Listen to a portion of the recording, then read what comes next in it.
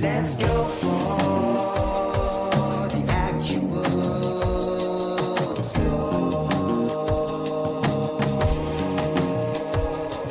Europa Natural Law.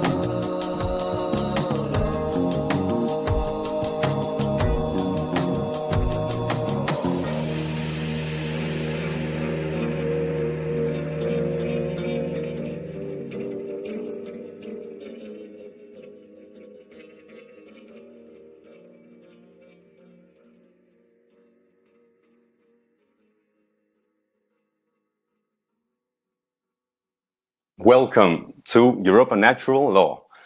This is a roundtable transmission dedicated to healing the madness, the badness and the sadness plaguing our beautiful, bountiful world. Through regaining our sanity, reclaiming our inborn sovereignty, and honoring our inherent responsibility, we can improve reality. I'm Oscar. I'm here in Denmark. I'm a student and aspiring teacher of natural law. And with me is Adrian and Param. Please introduce yourselves, and afterwards we'll present the topic. I'll go first. Hey, I'm Adrian, and I'm from the United States, student, and an aspiring natural law teacher. What I think the principle of rhythm is, in my own words, is kind of like an ebb and flow, some sort of dance between the duality of inhale, exhale, but in wave form. Thank you.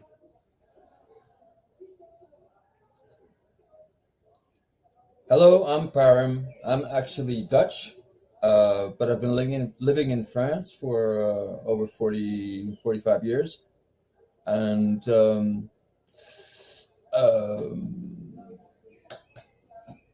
I'm more involved in a more traditional way of speaking well, addressing the material of natural law to my audience is more like through drawing, through acting, drama, and writing. So I'm still working on my technical skills to put this out on the web. Anyway, I'm very happy to be with you guys. Let's discuss this issue, this subject. I'm also really glad to be discussing the principle of rhythm today. And what is the principle of rhythm? That's what we're going to start off with. We're going to first of all describe what it is.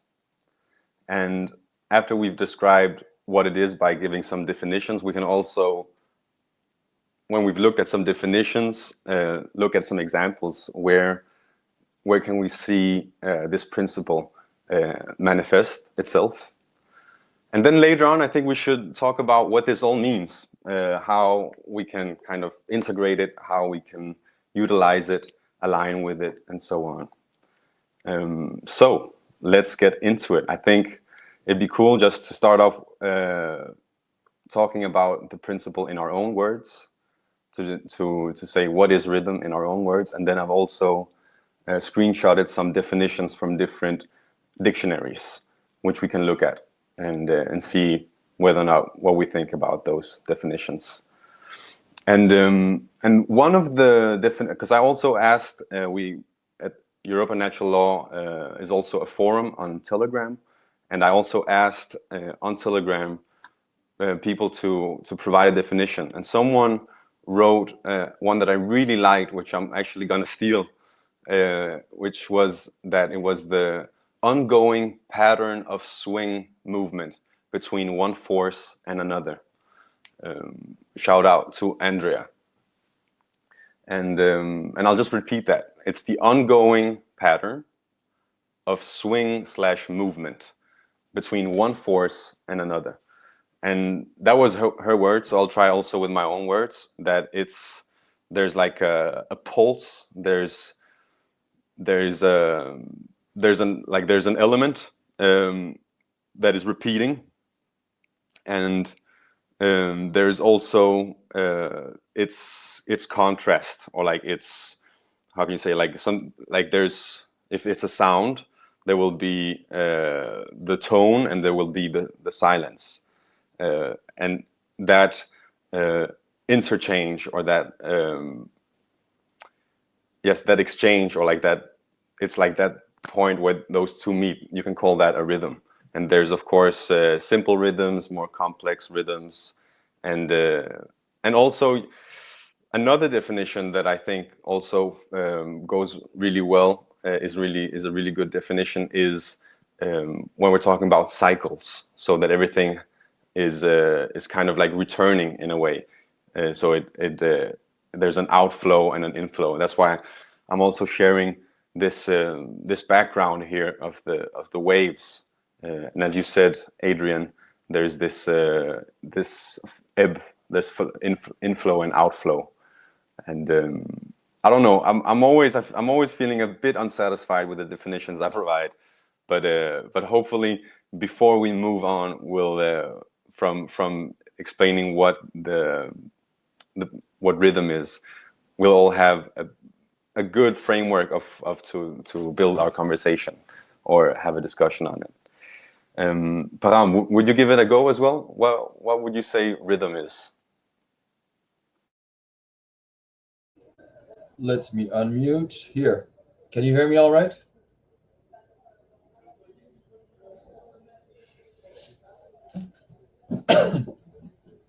I agree with all the preceding definitions. I don't think there's any contradiction there yet, and I'm really interested in the because you could say, okay, it's the swing of the pendulum. It could be like of course there's a force and then equally counter force that swings back the pendulum. It could be the tides. You magnificently illustrated with those waves. It could be everything that rises at one point falls. Something that expands, retracts. I mean, there's so many words that show how things are in movement. And again, when you say movement, you could use that same word for the principle of vibration. Okay, but then okay, what's the difference now? And again, I keep saying this, is all these principles overlap each other. It's like when you're dealing with situations, you have to take them all into account. And my take on the principle of rhythm is more like this like when something an event comes up, okay, that's an occurrence. Okay, if it happens twice, you say, oh, could be just a coincidence.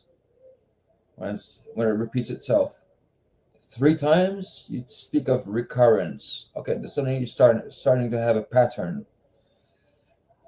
Occurrence, coincidence, and recurrence. So this idea of something, a theme repeating itself, then you start having well, a condition in which you have to adapt to, or either fight against. And okay, Oscar, can I start with an image, an example, or we could start with those examples later? You're very welcome to come with an example, but we're gonna spend some time defining what it is. And I'm more of an abstract person. I like trying to explain what something is without going too much in the concrete. But people are different. I know people who need examples. So please go ahead and give an example. You're very welcome to do that. That's there's no limits there, of course. Okay, this is maybe probably not the first example one should give when speaking about the principle of rhythm, because as I mentioned, one would want to touch upon, you know, all the rhythms, either like small rhythms, you know, like the moon, the 28 day cycle. I mean, they're much shorter rhythms, but there are also cosmic rhythms, you know, like the age of the Iron Age, the Golden Age. These are really like I think, can't remember if it's 48,000 years. Anyway, you could get the idea that those cycles, there's so many, there's so many of them. But what I find very interesting as a way to understand how we should behave in a certain situation and in a very defined human condition. Okay, we have this tendency in our world. I wouldn't describe it as the golden age, probably pretty near the opposite. And I really like the idea that it's not one of my own. I just made it my own, but I think PASSIO used that allegory of, okay, you're this person on the beach, and there's a sinking ship out in the ocean. So I think you're having the water waves just next to us is really a nice image. And so this guy is floating out there, and his ship is sinking, and all around him are sharks circling around him. Okay, so, and you see, oh, this guy needs help. He's crying out for help, and I could do something, and that's the right thing to do, of course. And all you see, you can't just swim out there because the sharks are going to make a lunch out of you. So, and then you see there's a little boat, but it's really far from the sea. The tide happens to be low, and so, okay, well, and then you look around you. If somebody could eventually help me pull this little boat to the sea. And no, there's nobody there, so I'm gonna have to do this myself. And wow, it's a hard job. Okay, and then I noticed there's a paddle inside the boat, and I could eventually get a little stronger by using it as leverage to push the boat to the sea, because I can't wait for the tide to go up and make it easy for me. Because once the tide goes up, then the boat is in the water again, and it just takes the less effort to go out in the ocean, in the open ocean, and go to save that guy. But if you wait for that moment, the guy is going to be drowning, and the whole mission is at risk, and you failed at your mission. So the idea is the sense of emergency. The timing. The situation is not in my favor, but still I have to do something to be in alignment with my conscience. So, okay, well, it's a hard job, but I'm going to be using my paddle to push this to amplify the only personal strength I have. Okay, and I'm pushing, and eventually I'll have a reach to the water and be able to save the person. What I'm getting at, this is an allegory, of course, but the idea of the New Age idea that you should go with the flow, like the current flow of events would lead you. The natural. We could discuss this. But anyway, there are moments where it's easier to do something and sometimes it's difficult because you're fighting against the opposite tendency. If there's a tendency to repress truth and you want to speak out, well, there's a dilemma. I'm going to use. Well, yeah. Yeah, Sorry. I'm gonna keep some other examples for later. Yes, let's keep the examples for later, because remember, we're gonna have like a really good foundation if we make the topic crystal clear. So I'll just repeat the question: what is rhythm, and what is the principle of rhythm? And since we've all provided an answer, I'll also bring up some definitions that I found in different dictionaries. But of course, first, it's a good idea to bring up a quote from the KYBALION, which is the book on this Hermetic philosophy that mentions the principle of rhythm in the 11th chapter. And I have here the quote, and maybe someone of you wants to read it. Who will you give it a go, Adrian? Yeah, of course, man. Rhythm. Everything flows out and in. Everything has its tides. All things rise and fall. The pendulum swing manifests in everything. The measure of the swing to the right is the measure of the swing to the left. Rhythm compensates. The KYBALION.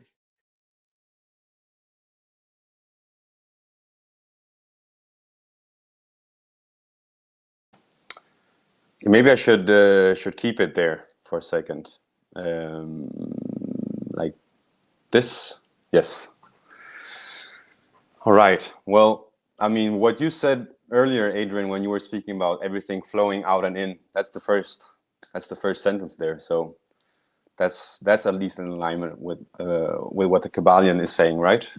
So I think so far so good. We're speaking about this, you could say, expansion, contraction as well, right? Or this like breath in breath, or yeah, I think that's enough of a.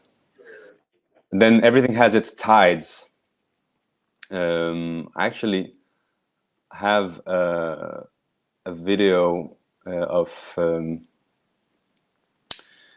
the tides that I think is really cool to bring up. If I can. Oh no, I gotta go like. No, wait. Sorry. Like this and like this. Sorry, I know this is boring to hear me look for a little GIF. No, I couldn't find it, but that's okay. Point is that everything has its tides, and I do want to find that, but I can do that later. Tides being the rising and the falling of the ocean. But also maybe in other contexts, I don't really have any that come to mind right now. But I think it's again like this this image of the wave, right? That something starts and then goes down and then comes up again. That I might be able to find an image of pretty quickly. Come on, Oscar, you can do this. Here we go. Like this. Yeah, something like this. So everything having its tides. And that's what's this image conveying. It's conveying again a movement, and where there's like an equilibrium, you could say, right? There's like a rhythm in the sense that there's like a symmetry, or like an equal amount of that it goes up and that it goes down. I also have this slide here that says a bit more about the principle of rhythm.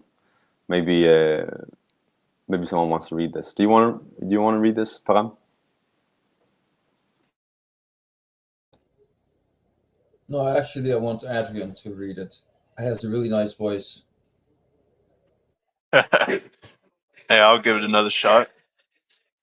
The principle of rhythm. Everything flows out and in. Everything has its tides. All things rise and fall. This principle embodies the truth that in everything there is manifested a measure motion, to and fro. The pendulum swing manifests in everything the measures. Okay. The pendulum swing manifests in everything. The measures of swing to the right is a measure of the swing to the left. Rhythm compensates. A flow and inflow. A swift backward and forward. A pendulum like movement. A tide like ebb and flow. High tide and low tide between the two poles, which exist in accordance with the principle of polarity. Interesting. Described a moment ago.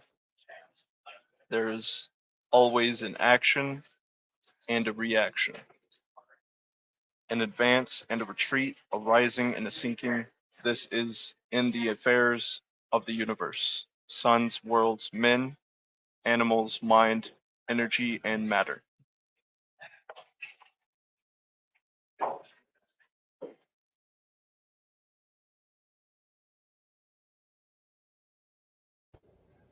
Wow, that was good. Really good.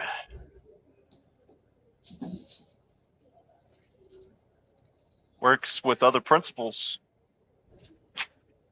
Yeah. Yeah, again, they overlap so much. Can I give an example? Of course, man. You know, like in the New Age movement, you have the idea of going with the flow, or this other idea of I think it's an excerpt of Victor Hugo. It's a French writer, and it's I'll translate it, but in French it's rien n'arrête une idée dont le temps est venu. Okay, and in English it would be nothing can stop an idea whose time has come. Okay, so it sounds pretty catchy, huh? It sounds like wow. I've seen this phrase, this sentence written on a board when people were out in the streets demonstrating. And I was reflecting on that sentence, and it's interesting how like you could grow more lucid about something, and at first you're pretty seduced at this phrase and think, oh, it's very powerful, I'm doing something good, supporting an idea which time has come. But what if the idea you should be promoting is freedom in a time of slavery? Well, yeah, and in a time of deception, just speaking out the truth. So I was asking myself how heroic it would be. Is it really to be supporting an idea whose time has come instead of finding an idea that should be materialized, but that's far to be on its way. I think there's far more heroism in fighting for a future state of voluntary anarchy, which is, I think, very far from being implemented globally. So that's my take on how we could learn a lesson of this principle. Is okay, there's a current tendency, which is like the status quo of the way things are, but how can you be tricked in a sense of supporting slightly different ideas, but that are far from the the long-term aim you're going for. Yeah, I like what you're that you've both, like in your examples that you've given so far, you've both touched upon how the principle manifests in you can see it like on a astronomical level, like the moon, the stars, the solar system, and so on, and also at a societal level, like in civilizations and in sociology. And we'll get to all that, I promise you. There's no rush.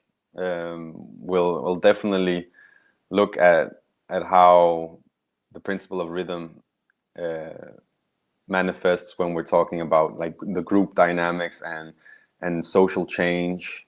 And I'm glad you brought that up, because yeah, you're relating it again with this idea of flow, right? Of this how can you say, like when, like you said before, like this saying of go with the flow, like don't fight the natural, or like the status quo, if you will.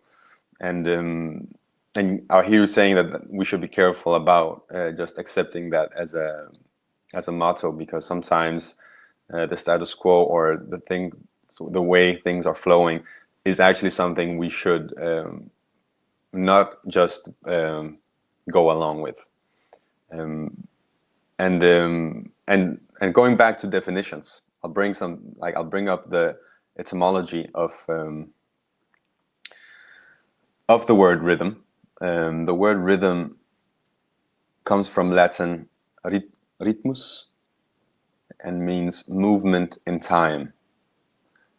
And it's also from Greek, rhythmos, pretty much the same, just a letter was changed.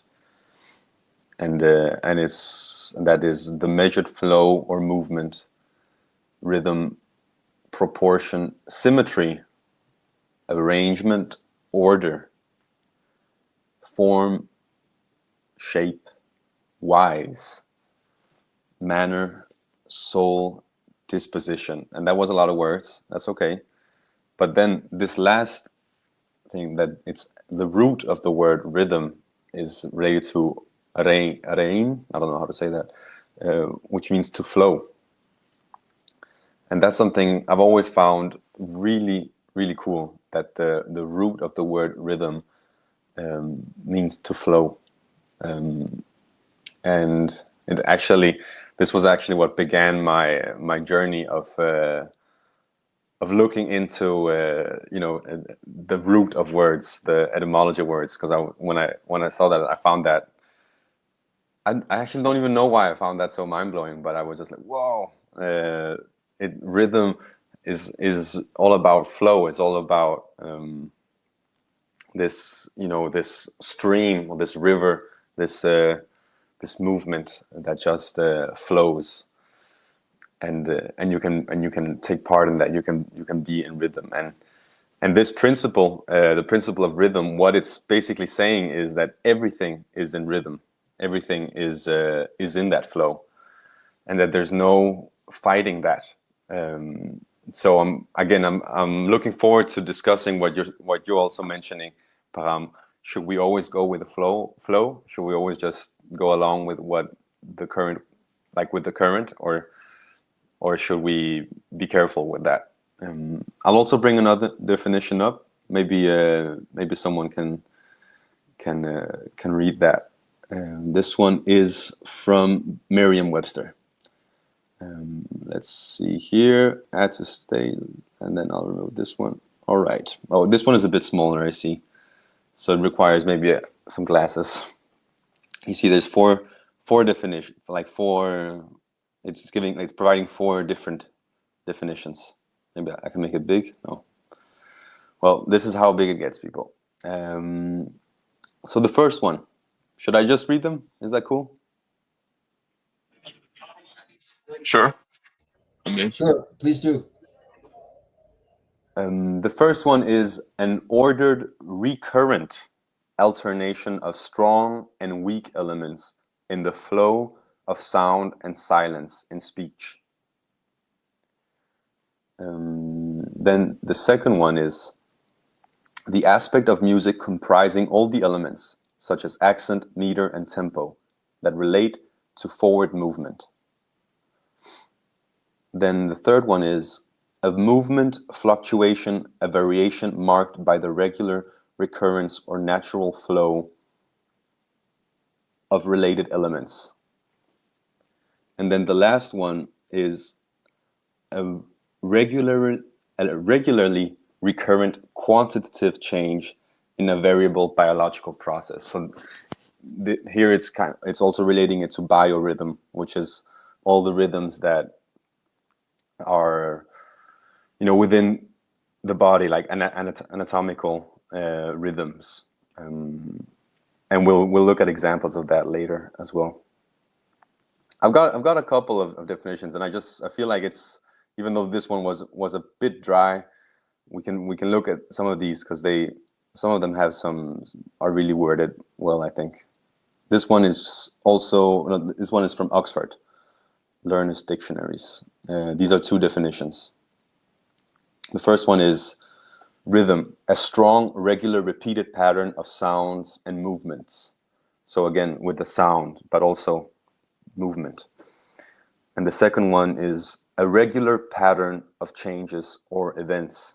And this one you can kind of see that applying to on a larger scale, like astronomical scale, or at a societal scale. Like when we say certain things like that history rhymes, or that there's certain patterns in history that repeat themselves, or in a familiar dynamic. You can see like when we say like father like son, or the apple doesn't fall far from the tree. I don't know, maybe that's a bit of a stretch, to be honest. And yeah, I'm so happy that I'm making you all fall asleep here, because this is exactly my wish, is just to punch these definitions into you. You have in a specific rhythm, of course. Maybe let's have a little bit of rhythm. Someone else read some of these. Okay, this one is too small though. No one. But the last one, the one that's lined with red, I really like that one. That's a regular recurrence of elements in a system of motion. But yeah, please, someone read some definitions. This is part of the rhythm, right? That we share. we share this role. Reading this one, I will. Yes, please do, Edgar. Yeah, please do. In music, placement of sounds and time, in its most general sense, rhythm is an ordered alternation of contrasting elements. The notion of rhythm also occurs in other arts, poetry, etc. Examples is poetry, painting, sculpture, architecture, as well as in nature. Yeah. Another one. Rhythm. A periodical accent and the duration of notes in music, especially as beats in a bar. type of structure formed by this measured regular flow of verse or prose determined by the length of and stress on syllables. THEO, what is this? Pattern of successive strong and weak movements, regularly recurring sequence of events. I don't think I can stretch it anymore. This is like my guilty pleasure, is reading definitions. But but thank you for partaking this. And I'm seeing someone is in the chat. Welcome to the chat, everyone. And the person is writing, Jeffrey Phillips is writing, I try to keep my mouth shut about stuff I don't fully understand yet. And I must admit, I don't fully understand the principle of rhythm yet, but I feel that with this first part of the roundtable discussion, having provided our own definitions, having looked at some definitions, it should be more clear what it is that we are speaking about. And now I think it would be cool to go into some examples of rhythm. Where do we see rhythm manifest itself? And the first example that was mentioned earlier by Param was again this like the phases of the moon, and I think that's probably one of the best examples because it's so like everyone has seen the moon at different places, and there's like a there's a rhythm to it. There's like, how can you say, there's a timing to it. It's not super random. It's what I think it's like around 29 days. So there's this rhythm, or like, sorry, this this word. There's this like law regarding it, or that there's this timing that, or like even kind of perfection in the sense that it's always on time. Maybe not like a clock, but there's like you can rely on it. You can expect it, if you will. I think one of the places I'd like to I know we shortly mentioned the astronomical arena, and also the societal or the sociological or civilization, if you will. But one of the places I'd like to also explore where the principle of rhythm applies is when we're talking about the epistemology, if you will, like the scientific arena, where we can see that there's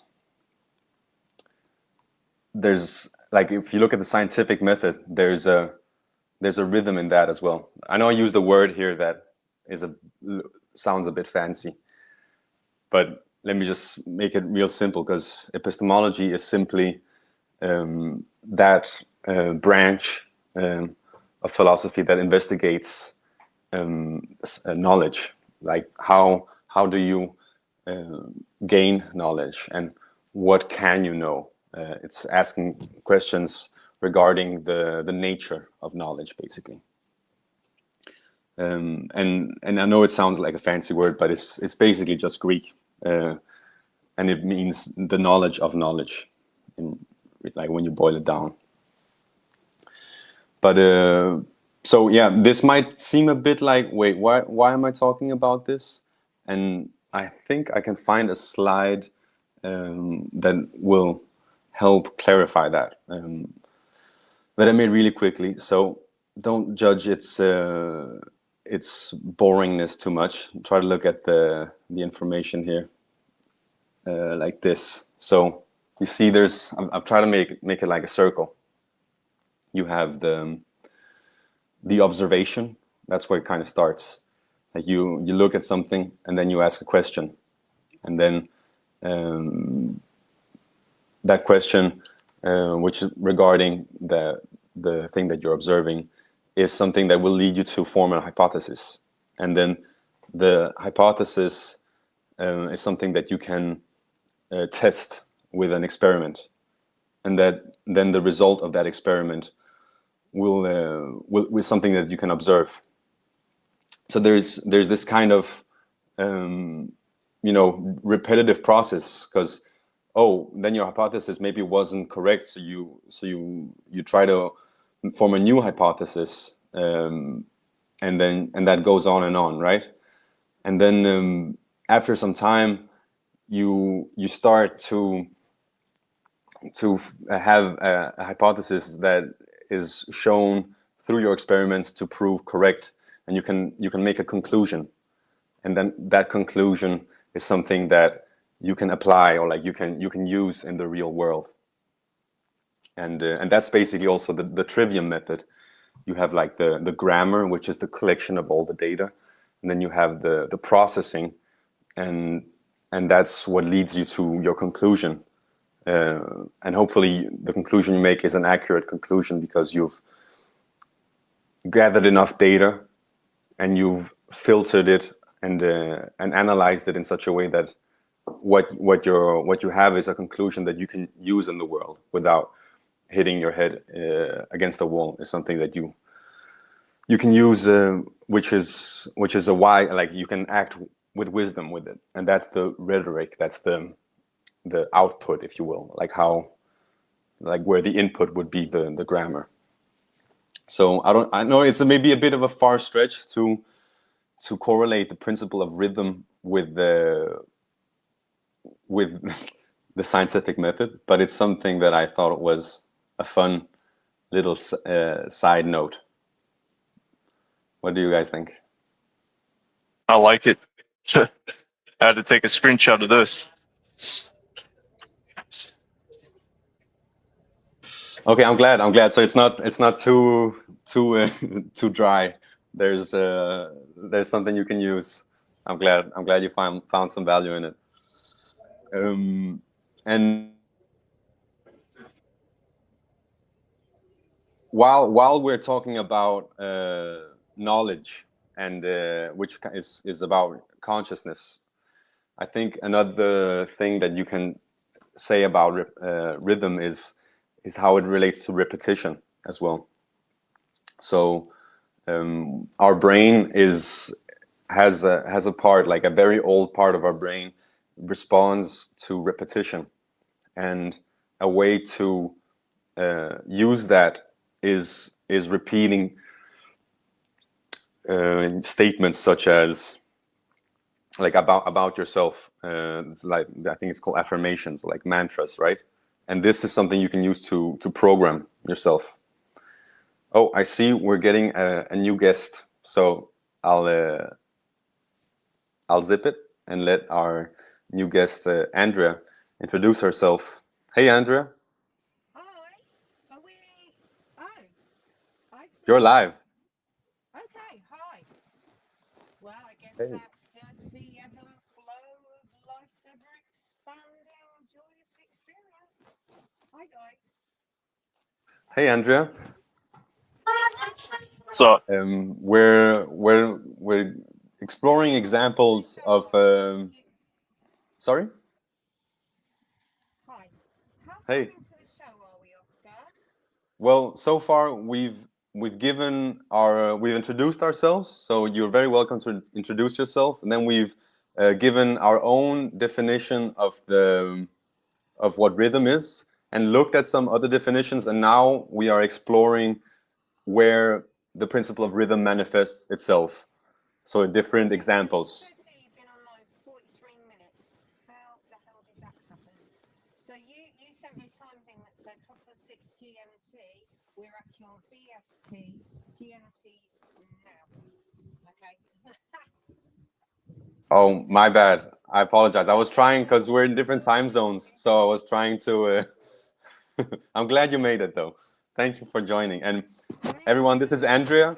And Andrea, please let everyone know who you are and where you are in your journey with natural law as a student or a teacher. Okay, I'm Drea, and I'm in Devon, in the UK, or Albion, and I am currently here.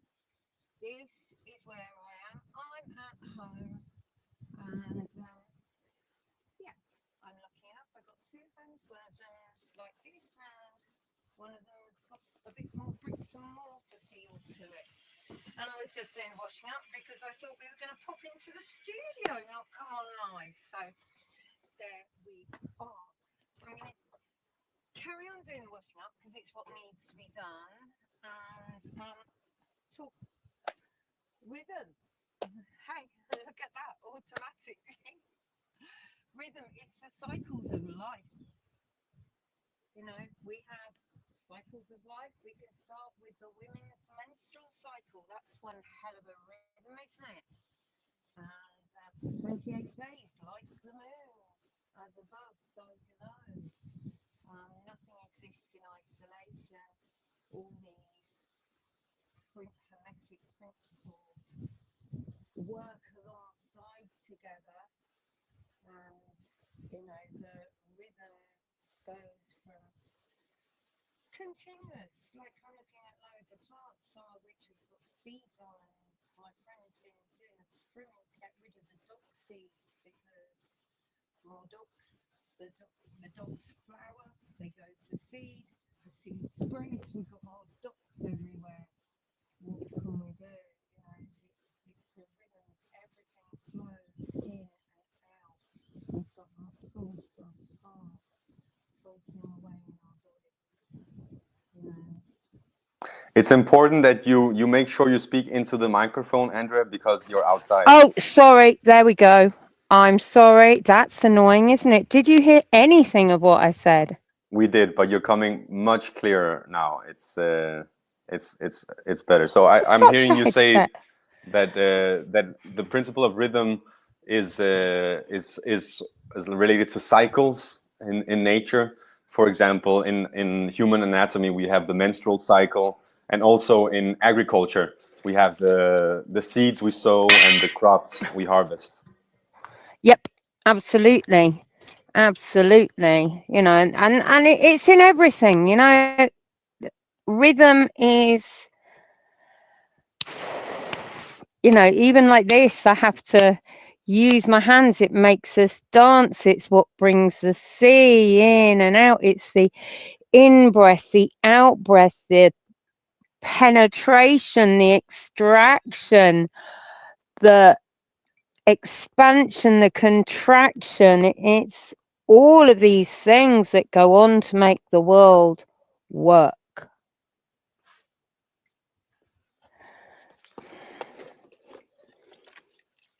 There's just a little bit for you. And yeah, that'll do, I think, for the time being. It's the beat of life, isn't it? It's the beat of life, and it's the return to the source. It's what is vital.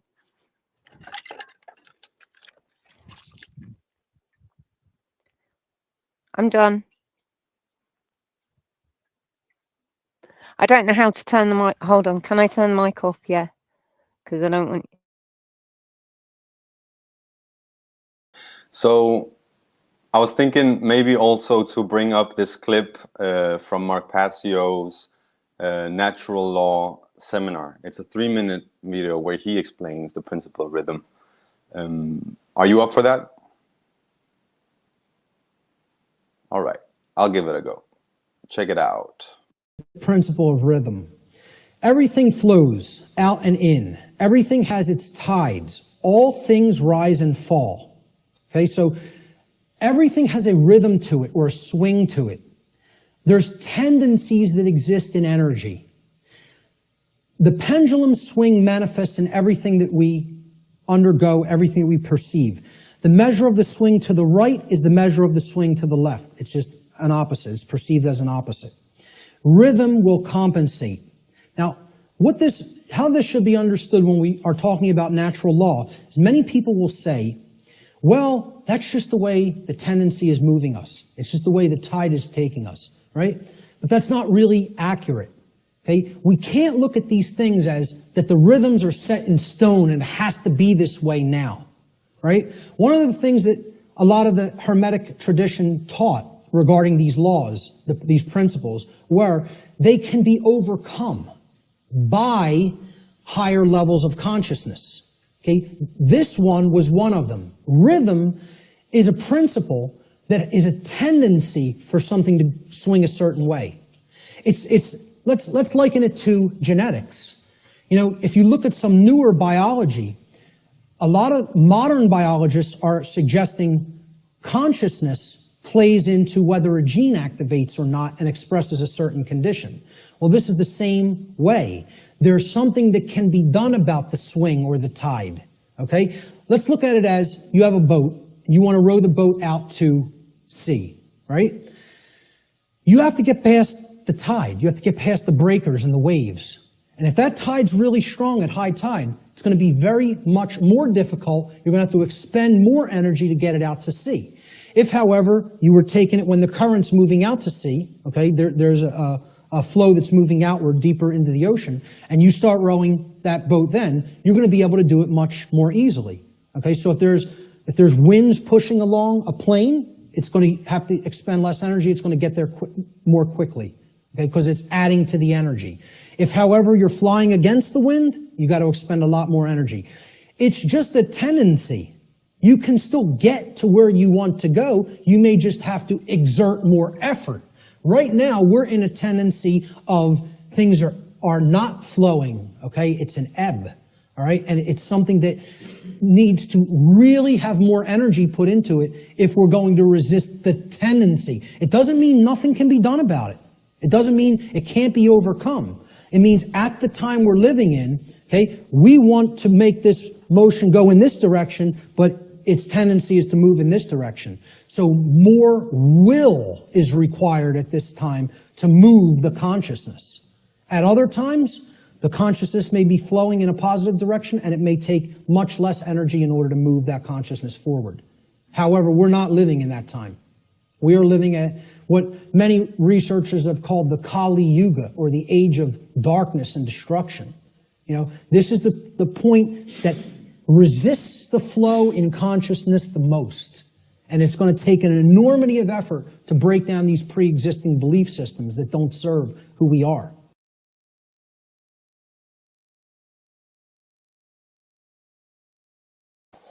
This reminded me of what you were saying, Param, like the story of the boat out on the water. That there can be a lot of resistance, and a misinterpretation of that would be like, well, then I guess it just isn't meant to be.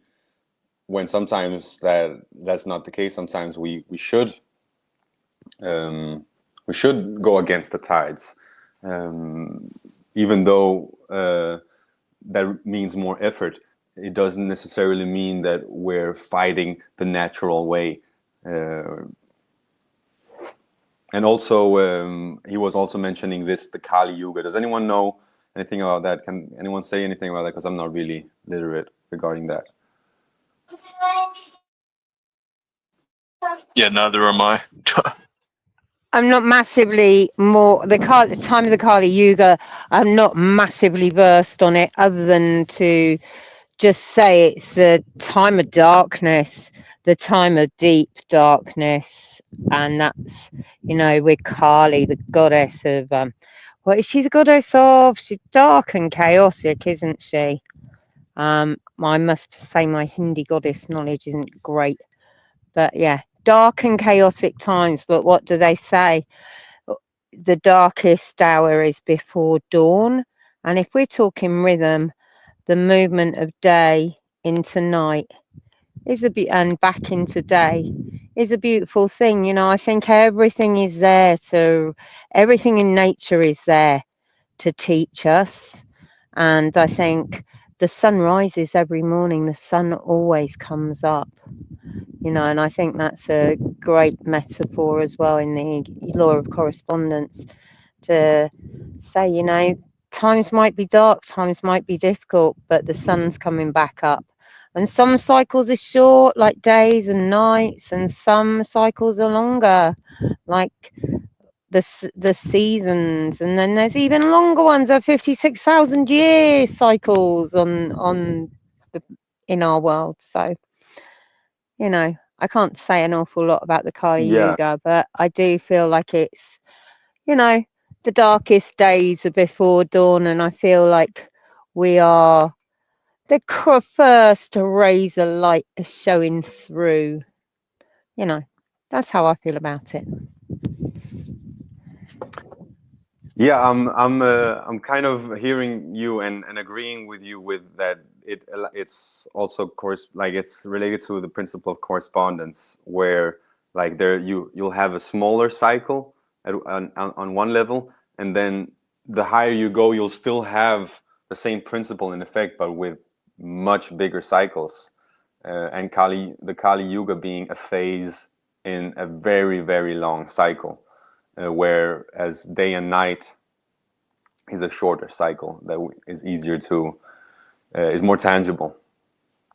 I asked in the comment section what are examples of rhythm, and someone wrote the ebbing and flowing tides, and I finally found the GIF that I was mentioning earlier. I thought this one is so cool because it kind of looks like a breath in and an out breath because it's sped up, even though like this takes 12 hours, right? That's brilliant. I love it. That's really entertaining. And here's an illustration, even though it's definitely not on scale, to kind of show what is happening when, like, why the tides. So like this is totally a caricature, of course, but it gives you an idea of what is happening, why the tides are, and it's again this rotation or the cycle. And I mean, the relationship between the Earth and Moon is so wonderful. Like it's really, yeah, it really does awake a lot of wonder. I think there's just so like there's some kind of magic to it, and of course there's also science to it. But there's also some questions I feel like that are really, really like when you think like how did it come to be? Like how did it come to be that the moon and the sun align so perfectly, like visually from Earth, that they appear to be the same size? It's just, it really is like an incredible, what can you say, like you can call it a coincidence, right? But like it's a really magical coincidence. It's like it makes you feel like, what is that even thought? Like it's so beautiful. It's proper magical maths, isn't it? It's proper magical maths, and the fact that maths is then repeated within our bodies. I can't remember specifically which bits where, but you know, like our knuckles are the same. You know, that these patterns are repeated. You know, and that's what rhythm is. It's a repetition of the patterns, and that's what it is. It's repetition of pattern is a rhythm. You know, and it repeats all over it, all the way through the universe. It's astounding.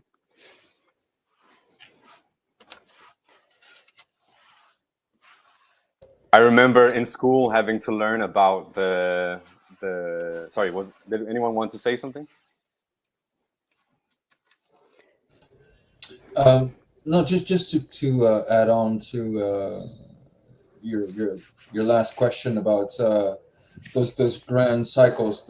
They call it the cosmic year. So the Vedic tradition has their own lingo, words for it, like the Kali Yuga. I can't even name the other 4 ages. But in the Greek, in ancient Greece, you would have these great cycles described as the golden, silver, bronze, and iron age, and then again,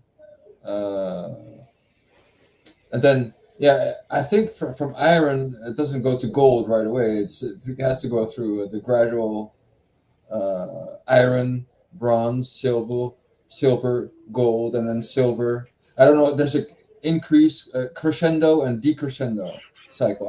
I'm not an expert on this, but this I think that's the way. And it's the same timeline between the Greek. It's just a question of language. If it's ancient Greece or the ancient Vedic Indian tradition. And to touch upon what you were told to expand on, actually, on the idea that the idea of the ship, the tide, and that allegory.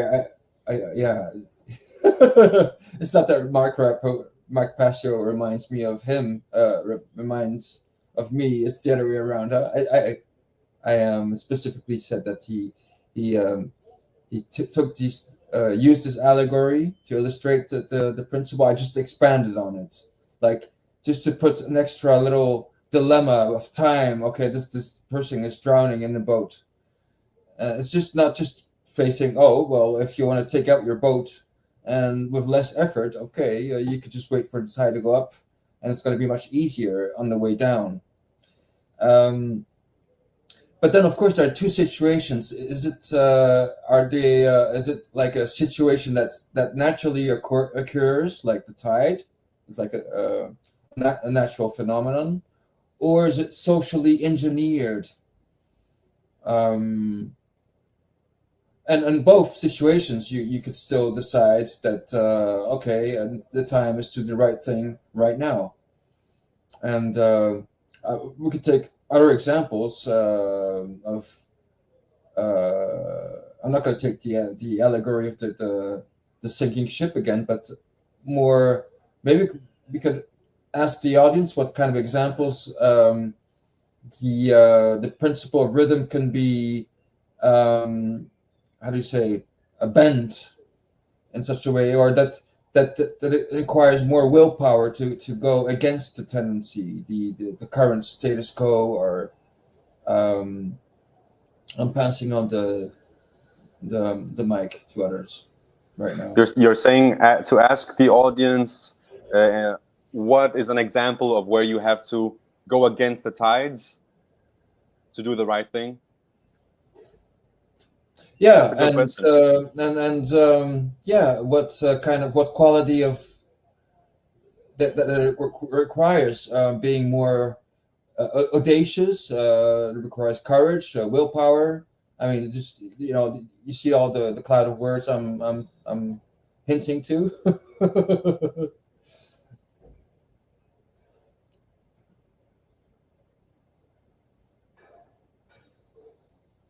I just want to bring up another GIF because this was the story I was talking about when I was a kid. I remember being like, it was just because I didn't grasp it. Sometimes it just takes time to understand things, but it was this thing of how come we always see the same side of the moon? Like it's always the same side of the moon that we see, and why is that? And I was explained that it's because the moon has one rotation, like its day is the same amount of time it takes for the whole for it to rotate around the Earth. So here on the left we see how it actually is, like you see the moon is rotating around its own axis all the while it's rotating around the Earth, which is why we always see the same side of the moon. Whereas on the right hand, we is illustrated how it would look if the moon did not rotate around its own axis. And now I have to sneeze. 2 seconds. Okay, when you say it, you jinx it. But I just remember being like, what? How is that even? Like I didn't understand it. But it's again like one more thing about the moon that is just really wonderful and makes you go like, wow, and I think while we're on the topic of, also we were speaking about the Kali Yuga, and I saw someone wrote regarding that the Kali Yuga, since good always prevails in karmic/natural law, it is the stage where our corrupt systems crumble and break down as the law enacts itself through the ages. And I thought that was actually pretty cool, like that it's the time period where our corrupt systems crumble and break down. Yeah, it's a cleansing phase, right? Go ahead, Andrea. Well, I would say it's also the time of Erisian, as in Eris, the goddess of chaos and destruction. In the Greek mythology, it could also be Eris's time, and I did actually call my daughter Eris for exactly knowing these times were coming. And, her father used to say, destination compost, baby. That's where we're all going, destination compost. Because it is all part of, that's where you're going. That's where everything's going, destination compost. And from that compost, the new life will grow. And I had a sense that things were going to be chaotic and disintegrate. And I wanted to give my daughter the power of the name so she could surf the chaos of these times. What name did you give her? Eris. Eris. Which is the Greek goddess of chaos. Because like I said, destination compost, and without the decaying matter, we have no food for the new life that will come. And that is so much part of the rhythm of nature within natural law. And it's been interesting to revisit the KYBALION and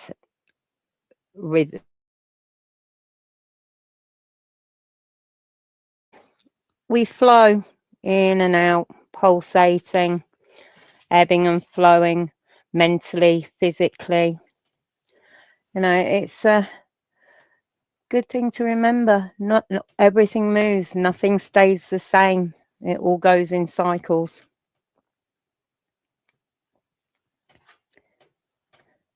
I'm wondering if the man in the moon has anything to say.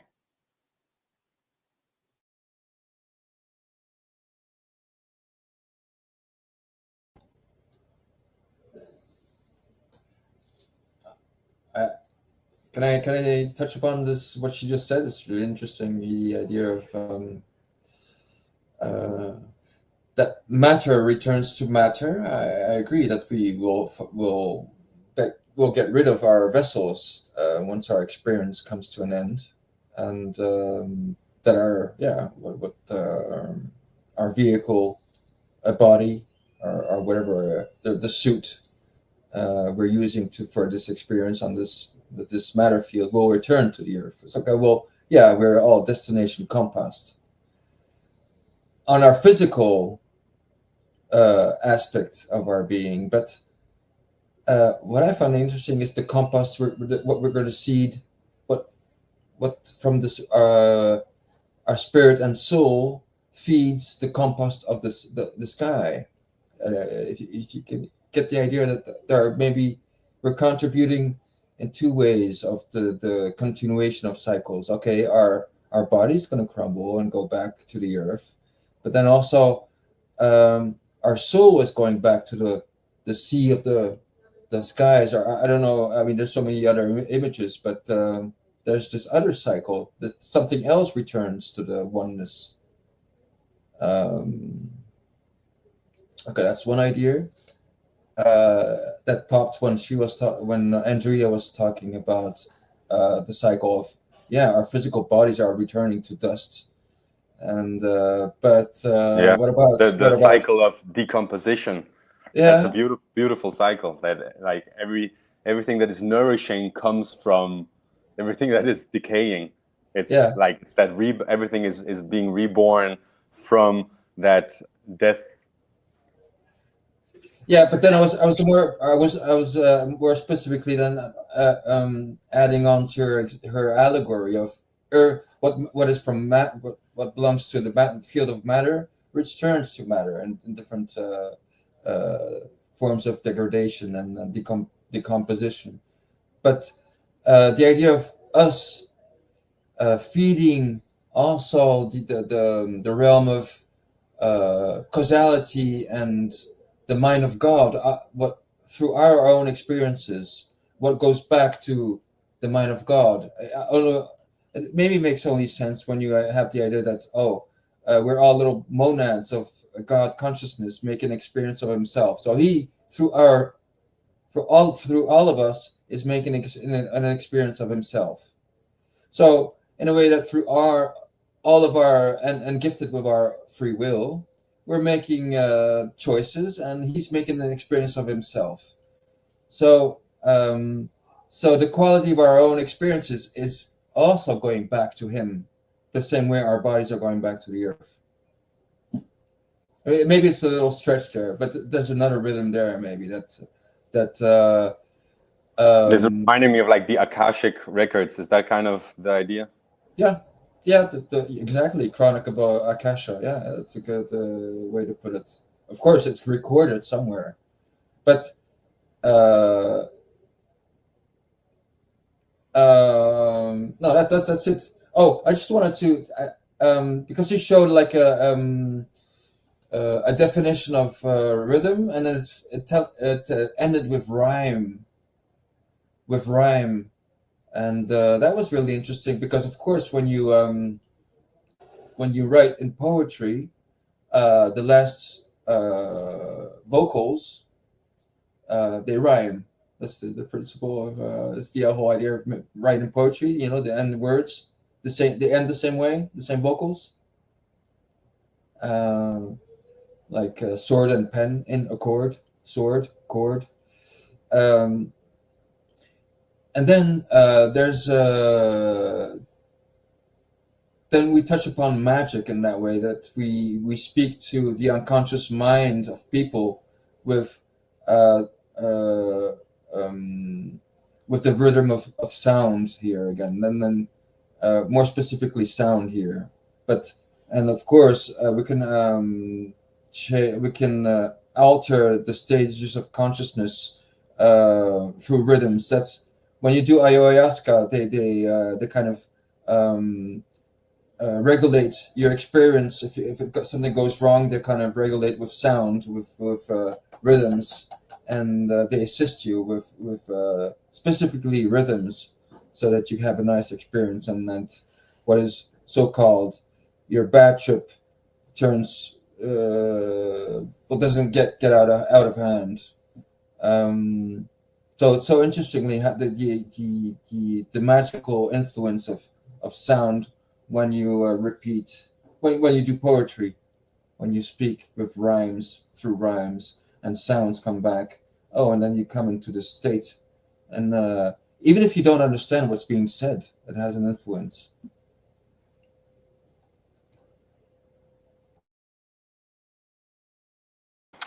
I've been sharing this this image here, but then removing it again twice, and now I'll do it thrice because we're talking about the Hermetic principles. Okay, bad pun, but I like this this text here, and it's inspired by a guy called Walter Russell, and it's that if one would know the heartbeat of the universe, one could know it by comprehending the rhythmic balance interchange between the pairs of opposites or the pair of opposite conditions which give eternity to the universe through repetition of living, dying sequences. And that is quite a lot in one sentence, and it would definitely be possible to say it shorter. But what I really like about it is that it's like emphasizing the eternity aspect, and how that is possible through this rhythm, through the rhythm and the interchange between the contrasts. There's so much variation that there's like an infinite amount of variation possible. Like, and any musician will know that and probably everyone knows that you can't really, nothing can be reproduced exactly. Like, you can make it sound so that it really sounds like it's the exact same thing, right? But it will never be precisely the same thing. Like, there will always be a difference in the way that it was played if we're talking about a song. Maybe a bit weird example to bring up, but this again, like there's so much variations possible in rhythm. And also, like, when we're speaking together, how are we communicating? Are we communicating with and going all the way down low, or are we just keeping it all the way on a like monotone, like a robot? And that's the beauty of life, right? Is like, it's stretching out and being able to raise your voice when something is important to you, and also be going more in the whispering. That you can also do that when something is important, because it's important in a different way. Like it's something is like sacred or special, and then you can raise your voice when something is over your boundaries, right? So there's so much beauty and expression in rhythm and the variations that can happen in that wave, if you will. And I want, like, because we asked the chat what were some examples of rhythm, and I saw that Nemo is in the chat, and he wrote, "There's no actual line between tone and pulse. If you keep slowing down a tone, it will at some point be heard as a pulse." And I actually have a video that illustrates that. And pitch are the same thing. So a note, a pitch, for example, middle C, is just a frequency, right? Middle C is just a pulse, a regular pulse, playing at 15,697.8 BPM. And we can actually hear that if we slow down this note.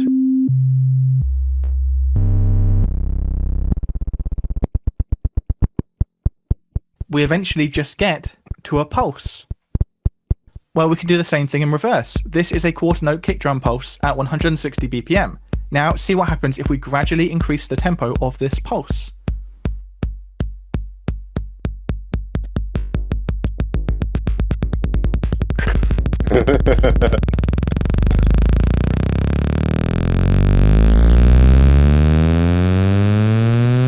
At some point, as we increase the tempo, our ears stop perceiving that pulse as a rhythm and begin perceiving it as a pitch, because pitch is rhythm. And that was one example, but I have another example which is even more cool, where it's a polyrhythm. So ba ba go ba ba ba.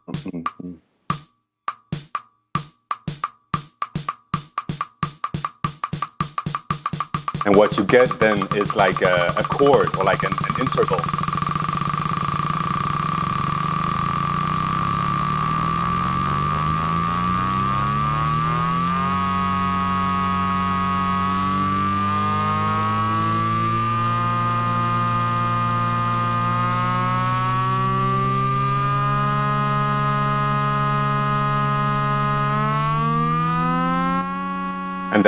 And that interval is called the perfect fifth. And then when it goes down to the polyrhythm, that's 2 and 3. Like one is saying 1, 2, 3, and the other one is saying 1, 2, 1, 2. So yeah, I don't know. It's getting a bit nerdy here. But I thought that was also interesting. So when we're hearing chords, if we slow that down, we're actually also hearing polyrhythms. And the more simple the polyrhythm, the more pleasant it sounds. So that interval we heard there, which is called a fifth or the perfect fifth, is also related, like to, you can say, the golden ratio, and it's something we see throughout in nature, those dimensions or those proportions. What's it called? Yeah, the golden proportion. I don't know. It went a bit. We went a bit off road there, but I'm glad you were with me on the party, Paran. Okay, how much time do we have left here? I don't know. I'm up for just going all the way. Oh, sorry, Andrea, didn't see that. Hi. Yeah, no, I got cut off. Bubbly Pop has not contributed anything. Is Bubbly Pop just a picture? I'm a little bit. No, I'm a very real person. I've just been listening because I don't really know much about the principle of rhythm. Okay. Hi. Yeah. Just hi. And Bubbly Pop's called Adrian. Hi, Adrian. I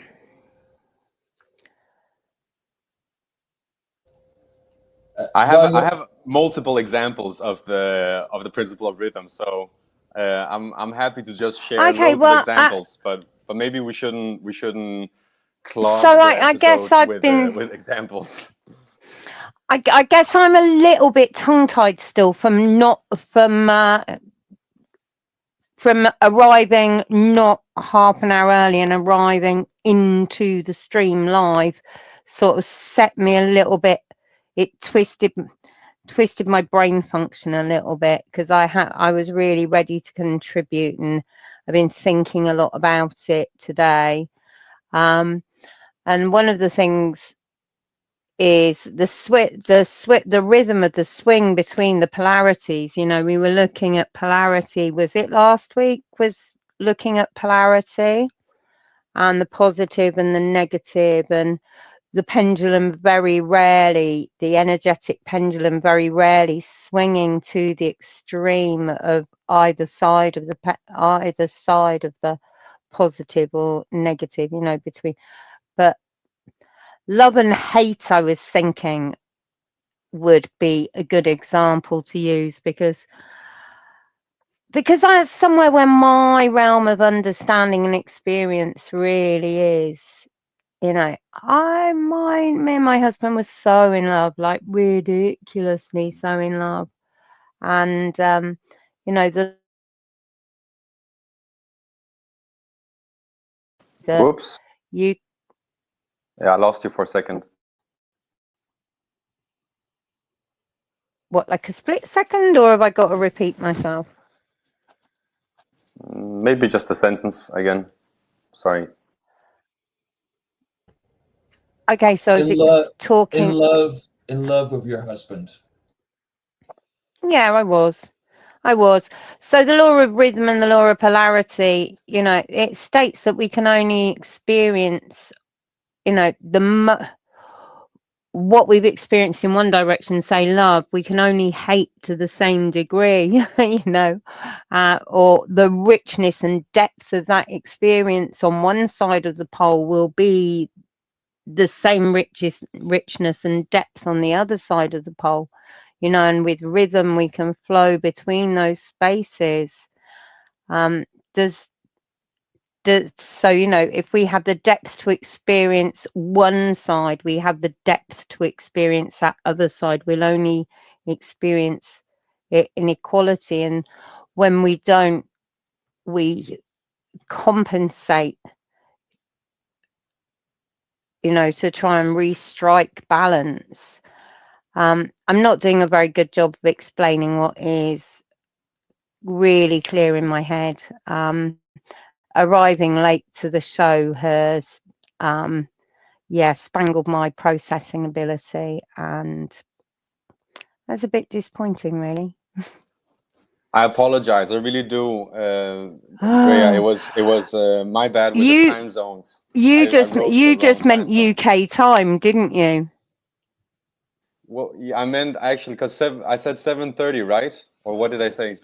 You said 7:30 GMT.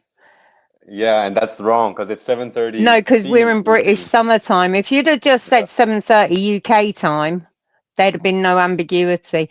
It's just that I'm not very good at it's because my autism, my ADHD, things that shock me, i.e. coming into the live studio and not having half an hour to kind of like meet and greet and have a little debrief.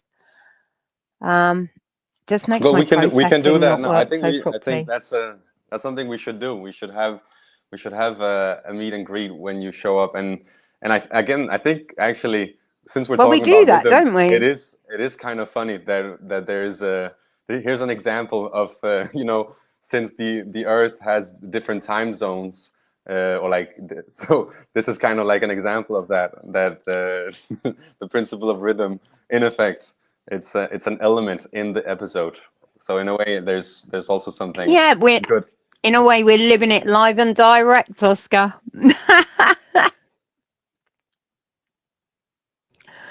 You know, ebbing and flowing and being where we are. You know what, Andrea? You know what? I was an hour early. Brilliant. Brilliant. That's hilarious. Well done, I'm in France, because I'm in France. So okay. I misunderstood an hour an hour too early. So we had the opposite experience. Oh well, here we all are. Here we all are. But I think the other thing. Yeah, I'm just going to throw out two more examples of where rhythm apply, and my thought goes to Rudolf Steiner again, because he, you know about the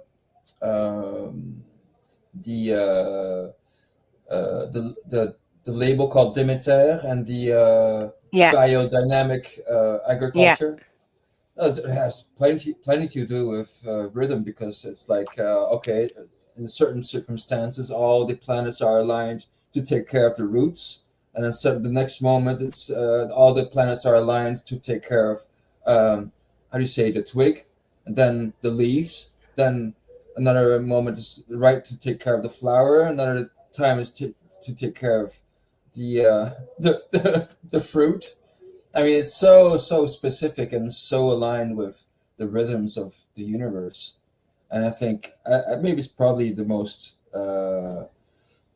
balanced activity one can have, is to be a farmer practicing agriculture in the biodynamic, because you have your head in the stars and literally your feet in the ground, even your hands in the ground. And I just wanted to add upon this idea of rhythm that could be applied in our everyday lives as a gardener, and also in architecture, because I've been an architect. I still am, but I'm not employed by any agency. I'm just building stuff for friends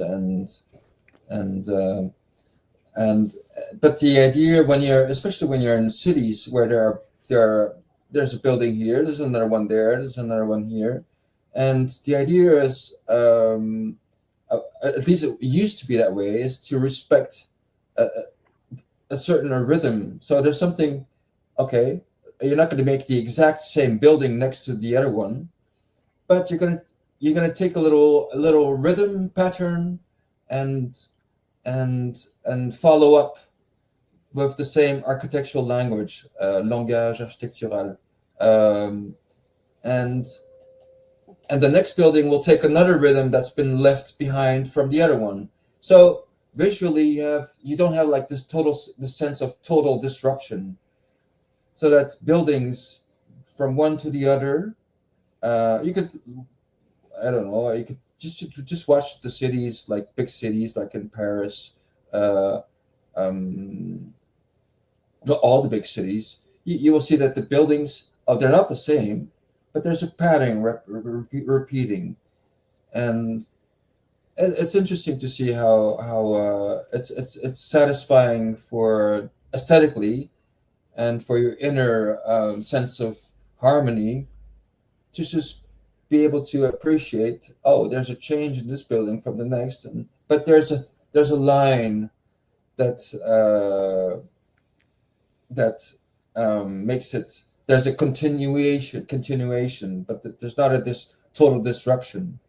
And the modern form of architecture kind of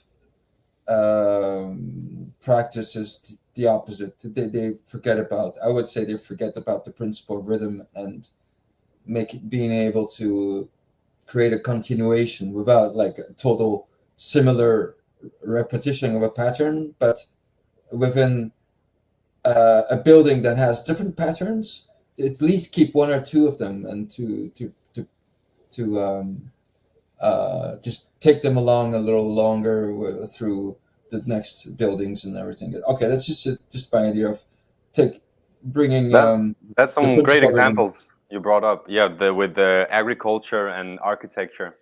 Did you want to say something, Andrea, before Param brought those examples up? It felt like you might had something you wanted to say. I don't know. Oh, I've got loads of things I want to say, except my brain is a little bit struggling with putting them into cohesion. But really, that's okay. So when I found out, so one of the joys I found when I found out about biodynamic gardening was, I'm a keen gardener and seed saver, like I'm keen. And it used to get to spring, and I would have all my books, I would have all my seeds, and I would just be looking at them going, oh my God, it's spring, everything needs planting. And I would be, just be a bit overwhelmed. And when I found out about biodynamic planting and that there was a time, so it's divided up in, the month is divided up in half. Half the time the moon isn't in the right phase for planting at all, and half the time it is in the right phase for planting. And so in the 2 weeks, so already we've got that division, 2 weeks. 2 weeks when it's time for planting and transplanting, 2 weeks when it's time to maybe see mates, or maybe go and do some weeding, or making beds, or making plant food, but not actually planting. So that already helped. Already I was like less overwhelmed. And then those 2 weeks when it's time to plant the seeds are divided up into times when it's put, as our friend said, you know, times to plant the flowers, times to plant the leaves, times to plant the fruits, times to plant the roots. And now I still do it. Yeah, Andrea, For you got a we that last sentence you said. Can you repeat that? Because you I dip out. just like the last 5 seconds. I've been doing it for 20 years now. Oh, did you get the bit where it's like, so now that there's 2 weeks where you plant flowers, roots, seed, leaves, and anyway, so I've now got 4 boxes, and those periods are over 3 days. So I know that for 3 days I'm going to be planting fruits seeds, or transplanting fruit seeds, and then I'm not. And so there is one place where a very practical application of using rhythm, you know, because I feel like it's great for us to just sit and discuss rhythm, but and the, you know, the Hermetic principles are parts of the law, natural law, you know, the way that life is, you know, the way that things operate on our planet. And so therefore for me it's about how is that useful, how's that useful for us to know, you know. So it's useful to know the rhythms like that for planting. It's useful to know the rhythms of the tides, so you're not on the beach at the wrong time, you know, when your boat's going out. Useful to know the rhythms of like your menstrual cycle, if you want to have a baby or not have a baby, or maybe retreat and spend some time with yourself, you know. So many rhythms. But the one thing that we haven't touched on within this conversation, which is very much part in the KYBALION, is the hermeticists. Can we have all of us on the picture again? Because I feel like I'm sitting on my own talking to myself. Brilliant. Thank you. It doesn't kind of work. I feel like really isolated and like I'm a bit mad, which is true. Yeah, that works. That works. The bit that we haven't talked about is when the hermeticists, looking at lower mind, the subconscious and the conscious mind, and so they recognized that rhythm was primal and subconscious, you know, the ebbing and flowing. It wasn't, rhythm isn't in control. The rhythm within nature isn't in control. The rhythm of our mood swings, you know, but they were saying if we can move to the point of being conscious of these rhythms, then we can, through our consciousness and our awareness, we can not be slaves to the rhythm. Hold on, isn't that Isn't that a Gracie Jones thing? Nice moves. Maybe she knew a lot more than we do. But raising that consciousness to become aware of the rhythms in nature, we maybe could manage them and not be slaves to them. And the discussion in the KYBALION around this is of self-mastery, you know. I know exactly what you're talking about. You're referring to the law of neutralization. And compensation. Those are two different things, but what you mentioned first was the fact that we can go from lower consciousness to higher consciousness, and you're correct. We haven't touched upon that. So I think we've reached the point in the discussion where, after having defined what rhythm is, having gone through some examples, we should explore what you're talking about, Andrea. What does it all mean? How can we apply it? How can we align with it, and not be slaves to it? How can we use this knowledge? And I have some quotes from the KYBALION regarding the law of neutralization. So these aren't really ones I can bring up, but I can read them. So I'll do that, and then we can talk a bit more about it. Is that cool? All right. So the mental law of neutralization. The master of Hermetics polarizes himself at the point at which he desires to rest, and then neutralizes the rhythmic swing of the pendulum, which would tend to carry him on the other pole.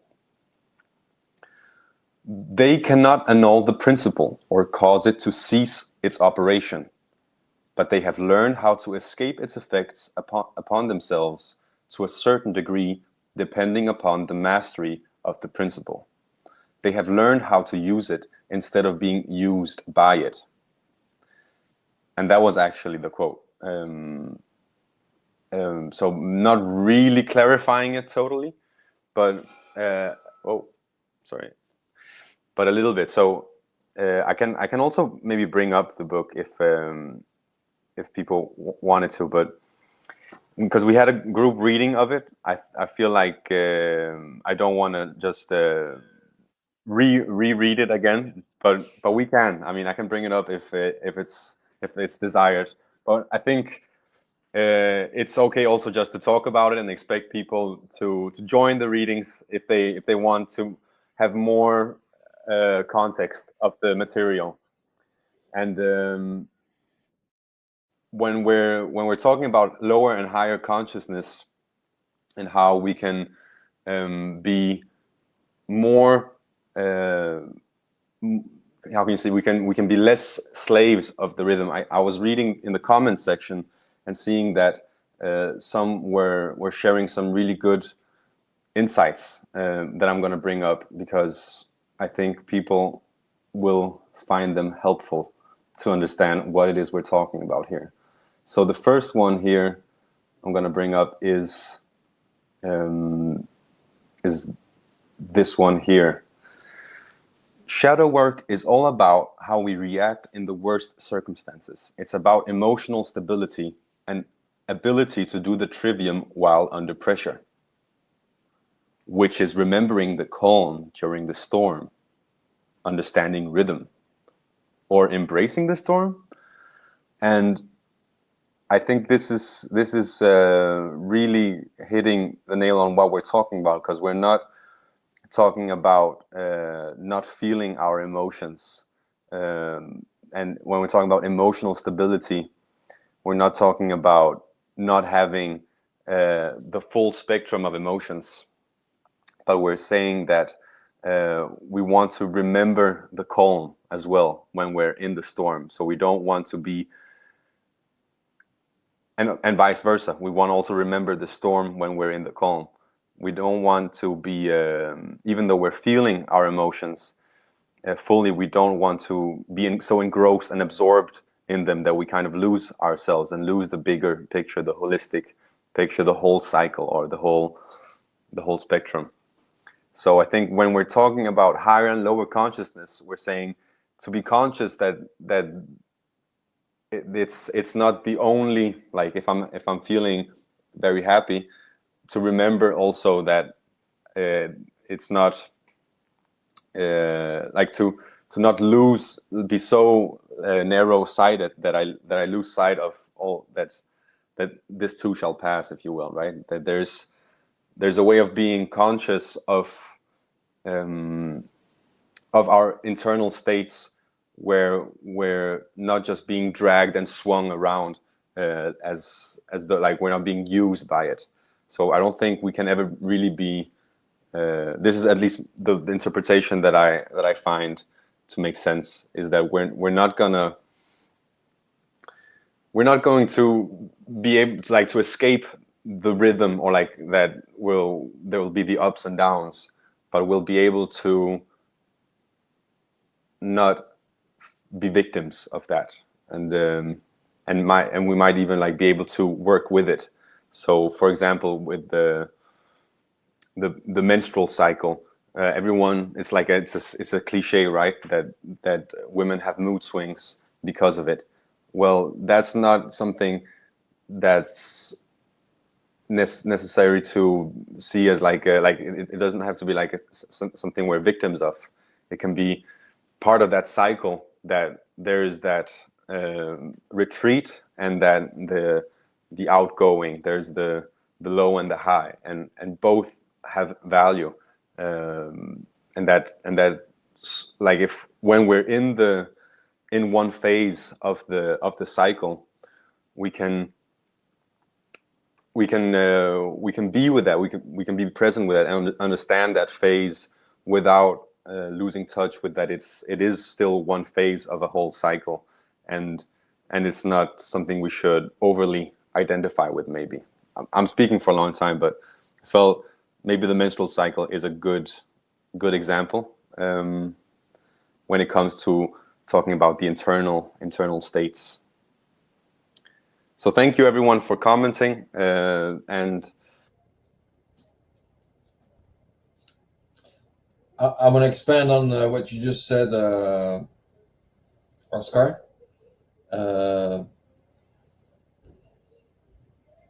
Yeah, since we have free will,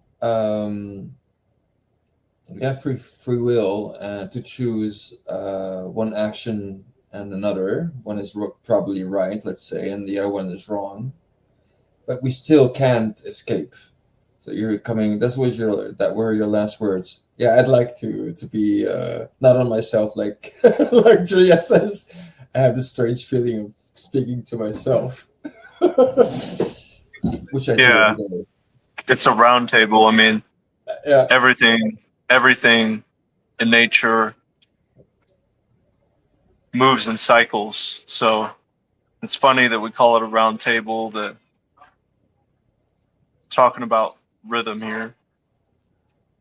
I was thinking, since I was just letting everybody speak, just some things that come into mind when I was listening to y'all.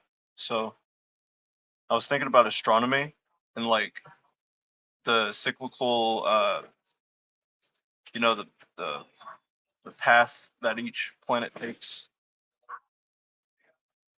Just like the life cycle, there's different, like,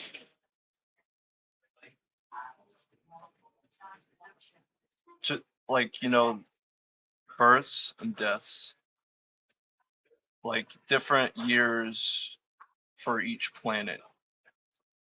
We go by off our planet's, rotation around the sun, and it's, rotating in its own way.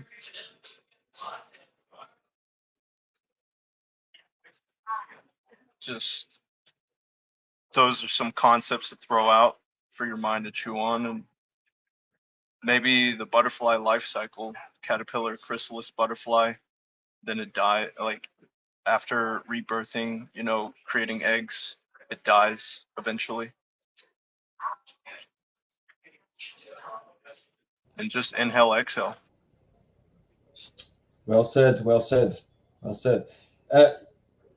You know, like confronted with the principle of rhythm, when one can articulate that it's like a certain tendency at a certain moment, and it could be a natural event. I mean, it could be a natural pattern of impulsing the tendency, or it could be artificially induced, like through social engineering. I think what's interesting, what I had in mind by listening to all of you is probably for the audience would be interesting to touch upon the prayer of serenity. Just like I said, like the same way we have free will to choose one action from the other, right from wrong, but we can't escape the consequence that respectively is actually associated with one or the other.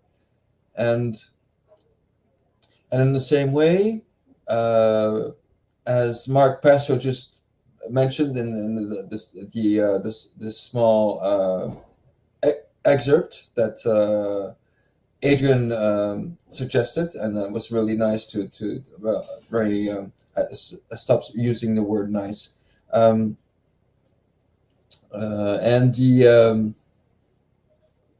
the idea that okay, this is typically a principle that could be, we don't have to be a victim of. It's there. It has to be acknowledged. It doesn't have to mean necessarily to fall in the new age logical fallacy that, oh, we have to go to it with the flow, no matter what the flow is. But that it has to that since it's a principle that could be not circumvent, but we have to acknowledge the tendency, and that at certain points more effort has to be deployed, more willpower has to be instigated, and so on and so on. And I mentioned the prayer of serenity. Do you know what it is? You remember? I have it. I have it here if you want to read it. Okay, I know it by heart. Whoever, I mean, the superior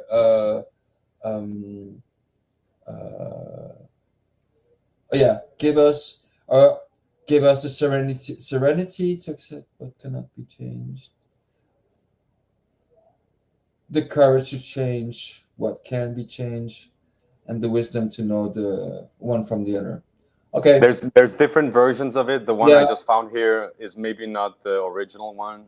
The serenity. It's not serenity. I would say the humbleness. Because you have to be humble to accept.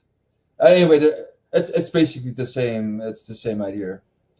But it's not different. It's not easy. But at some point it helps, because you inflict yourself a lot of suffering to yourself. Like self-inflicted suffering, by not knowing the difference between things you can change and the things you cannot change. And I'm just throwing this out there because it's maybe one of the solutions to make our lives a little less miserable. Is and a lot of frustrations come from trying to change things you cannot change, and forgetting to change where you can eventually come up with with change. I'm giving je rends la parole Andrea.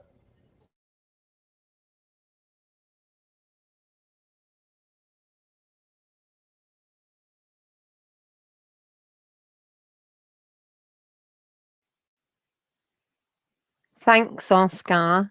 Did you have that big brother was in charge of my mic? Thanks.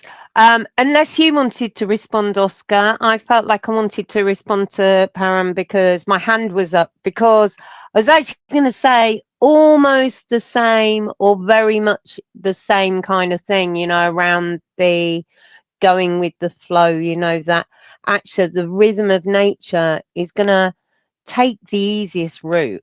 The rhythm is going to go the easiest way. It's like the river isn't going to go the most difficult way. It's not going to try and go uphill. You know, the rhythms of nature are going to go the easiest ways. And, you know, when we are on our path and we are living right life and we are living,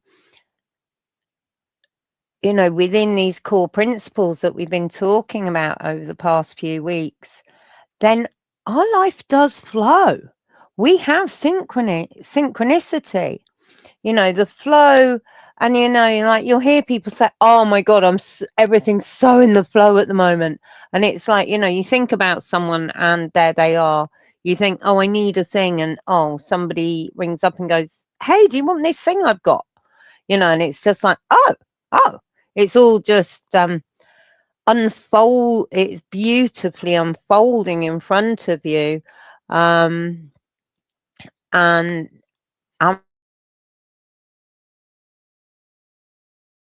Oscar.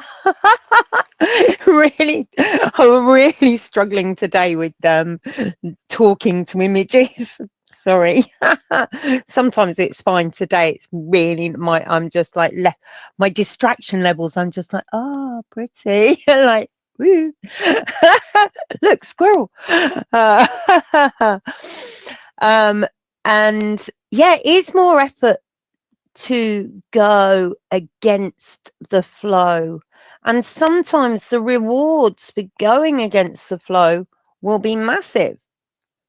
Other times you'll have just gone against the flow and put yourself in a corner, you know, and therein is the joy of life. Therein is the joy of life, all the things we learn and all the places we go, and, you know, that opportunity to reflect upon ourselves. You know, I'm getting quite tired, and I feel like I want to talk about the law of compensation and the law of neutralization, but I'm also feeling like I haven't got much energy left in myself personally today. Usually we don't go, we don't make these roundtable discussions this long, but I like extending them because I feel it's fun to touch so much on so many different things and not rush it, not have to like quickly, oh, but I have this other point, but actually be able to unfold. I wholeheartedly agree with you, Oscar. And if I wasn't feeling quite so, coming straight into the live show really sort of knocked me for six. And when I get shocked, my processing and ability to be coherent is less. And it's a real shame because I would really like to carry on with this conversation and the meat and bones of it all. And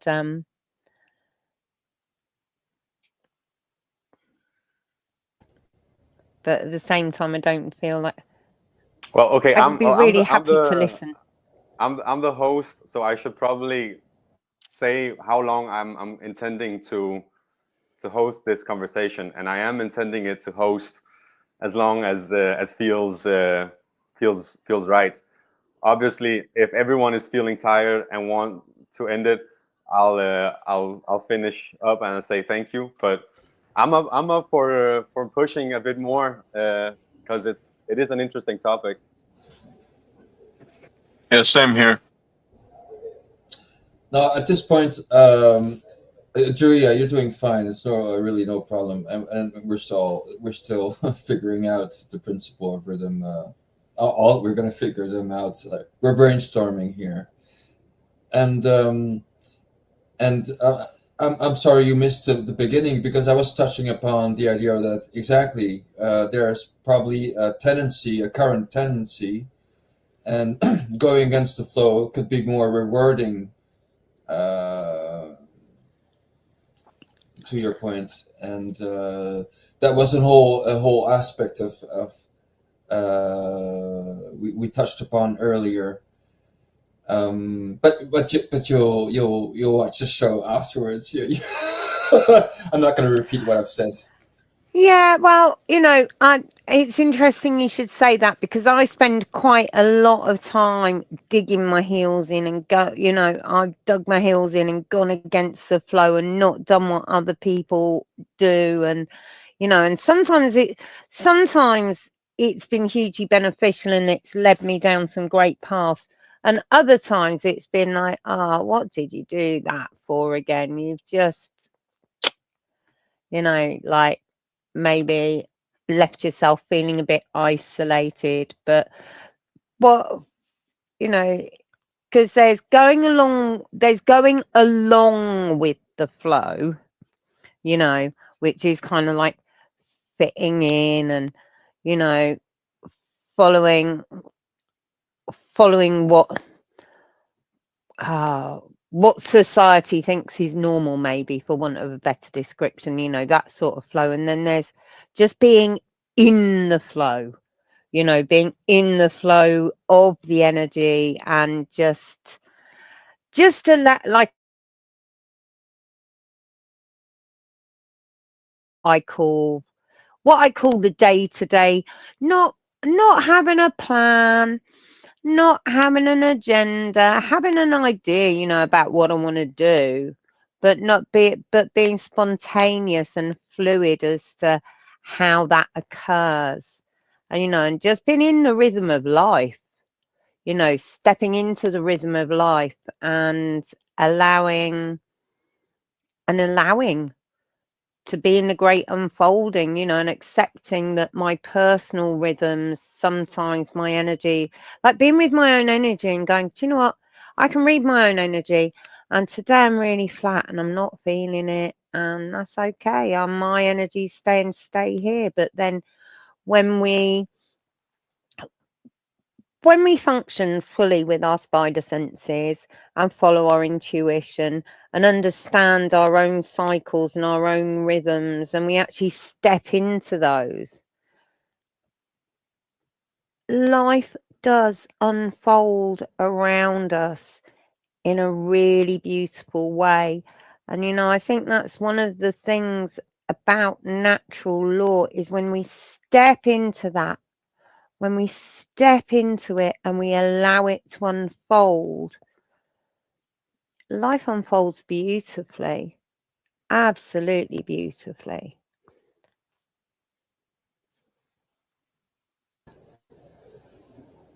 I think these are really nice and wonderful ending words. Just to wrap, I mean, the idea of going with the flow. There are certain circumstances where it's really wise to go with the flow, and sometimes it's just wise to do otherwise. But I'm it's pretty your much. flow, isn't it? It's wise to go with your flow. If you're, that it's that difference between being swept off in the flow of someone else's flow. It's like when we talked about it before, when you know yourself and you know what your and you don't step outside of your integrity, that you don't compromise yourself as a human being. And by that, I don't mean you don't make compromises to the person you love, but I mean you don't actually compromise yourself. You stay in your own integrity. And yeah, I think I feel actually like I've nailed it for myself. That sense of rhythm is about understanding your own cycles, understanding who you are, understanding, am I tired? Am I hungry? Am I thirsty? Do I need a drink? We've got the rhythms of metabolism. Am I warm enough? Doing with those real basic, how am I in this? Do I need a wee? Do I need a, whatever? Do I need a sleep? The cycle of sleep and wake and the rhythm of being awake, and then the whole dream time stuff. That's another thing altogether. you know. And actually, I really feel like I've internalized this understanding of rhythm right now in this moment. You know, it's something I know and I've known for ages, and it's the kind of thing I do talk about. But I've been really struggling with bringing myself present into the room with you this evening. But that you know, and that goes on all the levels of correspondence. You know, we're talking to my cellular level of my rhythm of my metabolism and the sleep, to my rhythm of my wants and my desires, you know, and the rhythm of what's going on around me and how I interact with it. And it's, we know ourselves, and if we can know ourselves, take care of ourselves, you know, and do what we feel inspired and guided to do, we will be in rhythm and it will unfold around us. You know, and it's those order givers or those order followers and those bloody envelopes through the door that tell us, you've got to do this, oh, you can't do that, oh, you've done that, we're going to take money off you. No, no, no, no, no, no, no, no, no. And they're like putting brakes on the rhythm all the time. Or they're like the fucking stick between the spokes on the wheel. You know, you've got this nice rhythm. Lovely time. I'm going to see my friends. And then some fucker puts stick between the spokes of your wheels in the form of fucking bureaucratic bullshit. Oh, nice looking book there. I think I've said all the things I was going to say. I think there's many more things I could say, but I think I've taken up enough space. It's someone else's go. The same for me. I'm really happy with what I've heard, and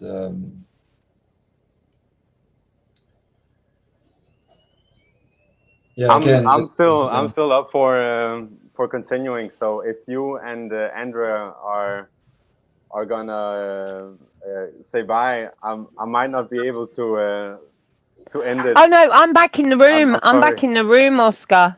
I'm back in the room. I was just stopping speaking so one of you guys could have a go. Let's go back in the room. I'd love to keep on going. It'd be so cool to keep exploring this topic. Okay, the book Oh, all right. I'm just gonna say what's on mine. All right. So, you know, rhythm. I was just like, when I hear rhythm, like I think about the ocean. I think about music. I think about like pulsations in the heart, and like how things unfold and manifest and die eventually. How we need to eat and drink, and you know what I'm saying? We all got to go to sleep eventually. Just like how we got to die eventually, unless you're an immortal.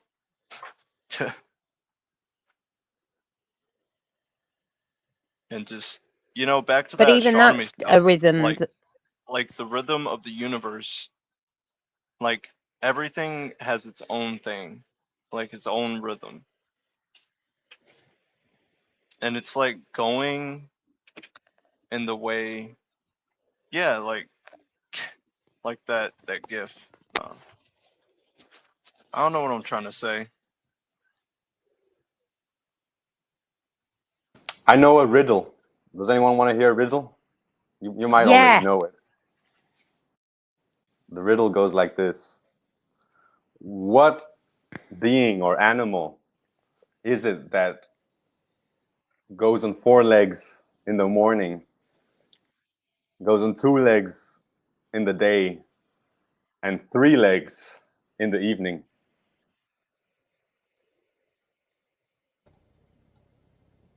I know it, but I'll let the other ones a little more time.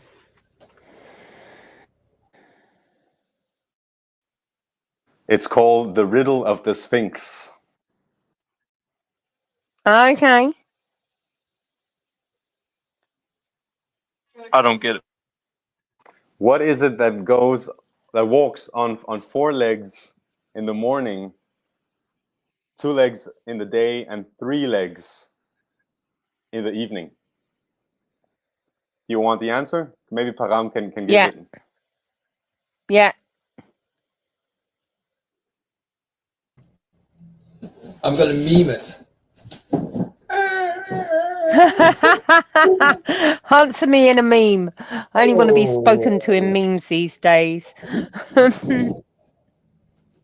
Oh, so the first stage I was on my 4s, right? I'm a baby. Ah. Then I'm an adult, right? Ah. Oh, shoot! I Ah. don't have my stick because I'm getting old. Ah. Well, that's the Great. thing. I love that. It's not only a walking stick. It's also a cane. Like, you know, when you become wise, Okay. then you have your. It's not only a walking stick. It's also your staff. You know, like your scepter, scepter. your wand. Ah. Yeah. Yeah, exactly.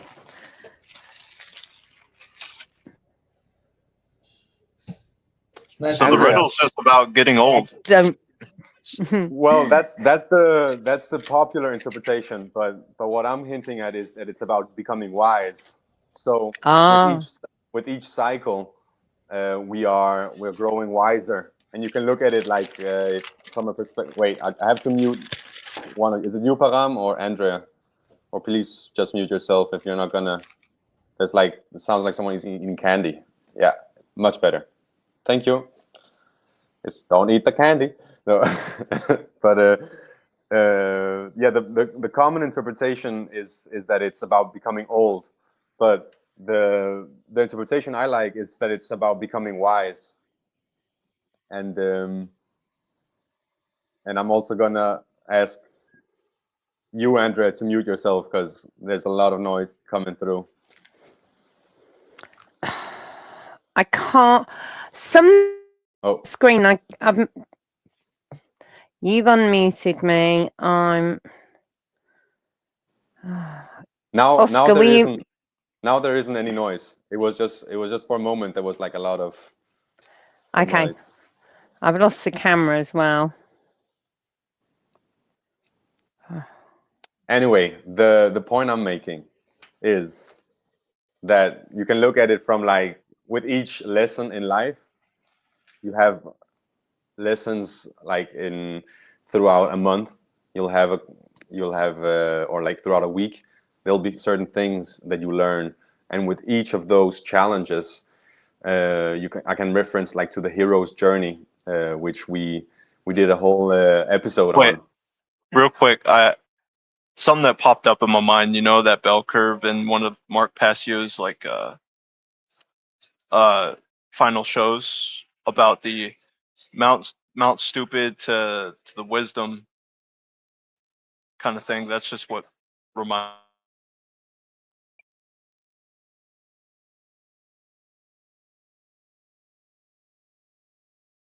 It's like a bell curve going from Mount Stupid to, you know, all the way.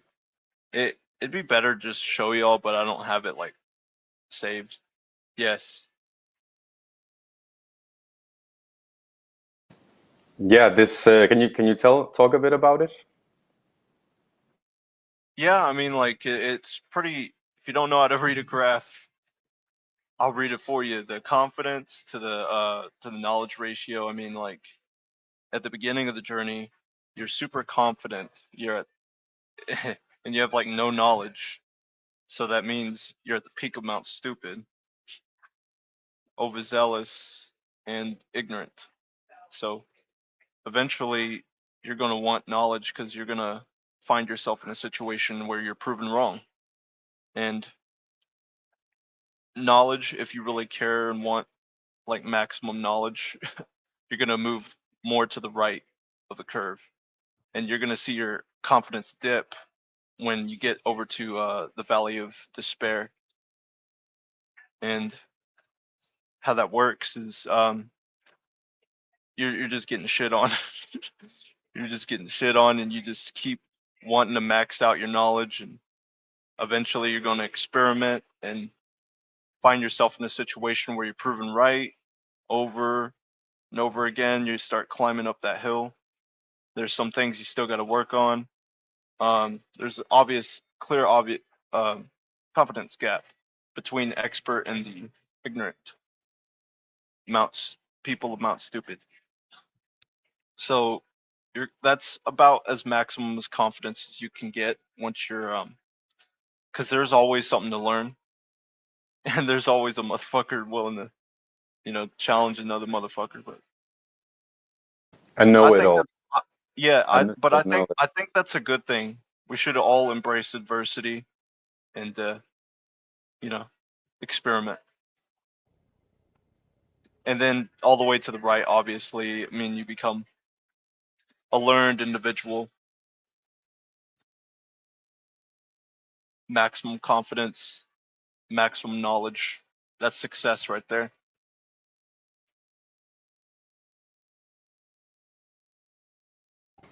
So I see how it relates to what I was saying before, because what I was getting at was that with each lesson that we like with each with each lesson that we gain, that's a cycle that we go through, and the bigger the amount of lessons, or like the more experience we gain, you can say the more we're moving on that graph that we just saw, right?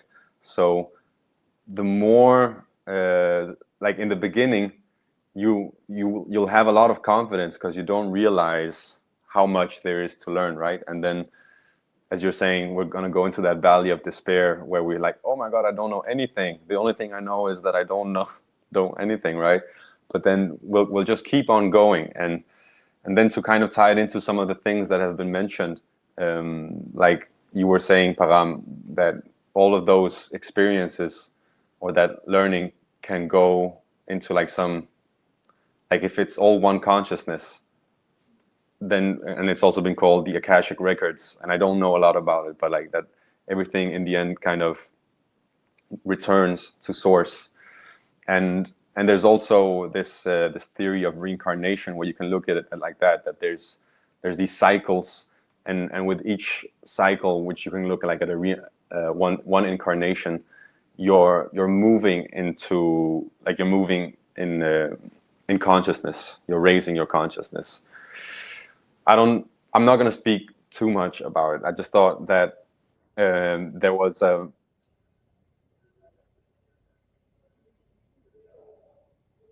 Yeah. Can you hear me? Yeah.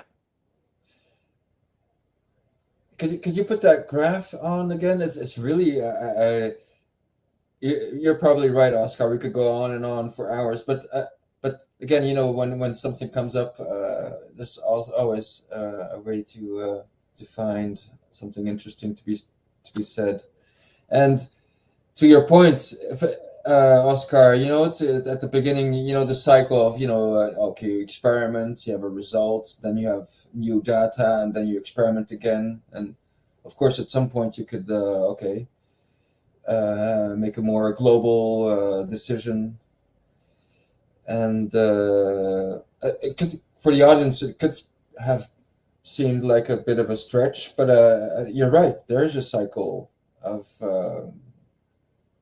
experience and new data, and then you expand on that, and I just remember that quote of when about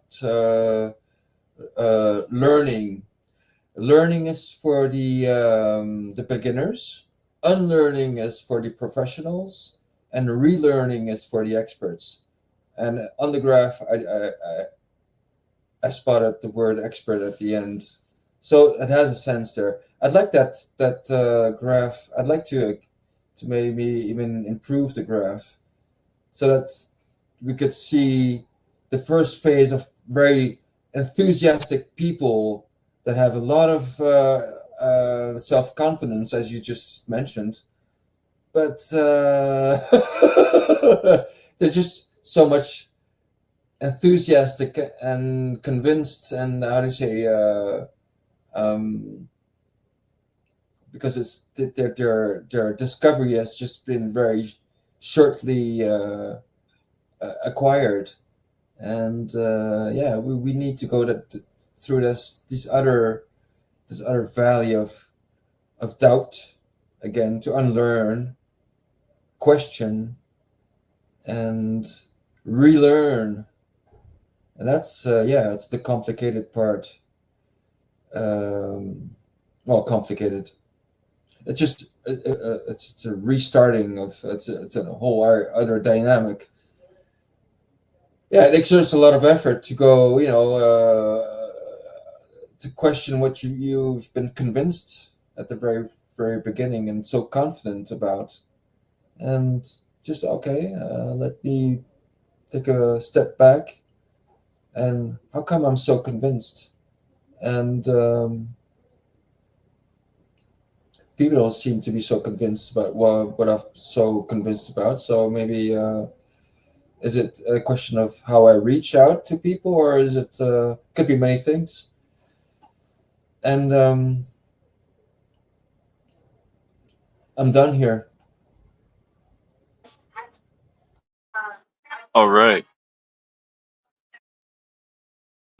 I'm gonna do like a recap.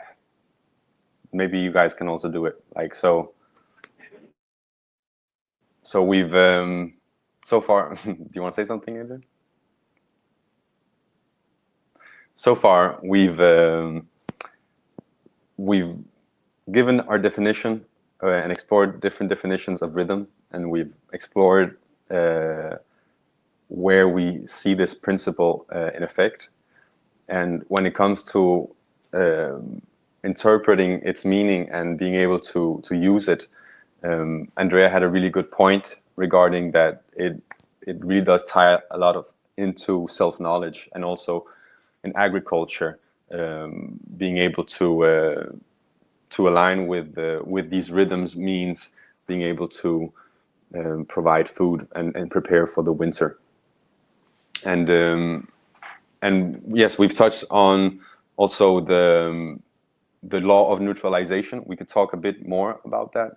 There were also some comments regarding it earlier, and then we've had some more examples also on your part, Adrian, when you were talking about insects and their the metamorphosis of a butterfly, for example, and molting, when you know they like, you'll see this in animals when they have, like snakes, they have to shed their skins, and so you have these rhythms, and we also have it in breathing. So there's all these areas where the principle applies, and I mean, I think it's really interesting to still explore them, because you can really find a lot. And but yeah, maybe I'd like to kind of come back to the law of neutralization, which is what is talked about in this chapter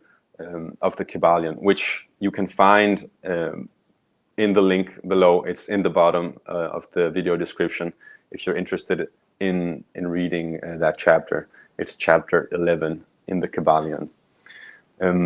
And yeah, I'll just bring up these comments again and read them, and then I'd like to also hear a bit more of your thoughts regarding the law of neutralization, which is, it is about how to master oneself in relationship to this principle.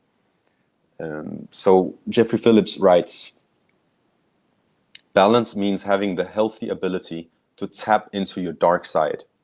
It's not the suppression of the dark side. Suppression is imbalance. Without balance, we wouldn't ever be able to defend ourselves from evil. moral relativism would prevail. So here he's mentioning morality, which is also something, since we're talking, this is a channel about natural law, I'd love for us to also go into how the principle of rhythm ties into morality. Then Nemo, in the comments section, let's go, he's writing, shadow work goes in rhythm. Get triggered, grow, relax, get triggered. And Jeffrey seems to agree with this. Experimentation, yeah. Yes, it's again this cycle of going down into hell, or in the underworld, or the unconscious, and bringing that up again. So there's that cyclical, like it's not something you're ever done with. You keep going at it. And oh, Andrea, what's up? The cat's being really annoying and keeps trying to shut me out the studio. I don't know. What kind of rhythm is that? Cat rhythm. She's here. And she's basically knocked me out, made me fall out the studio 3 times now in the past 2-3 minutes.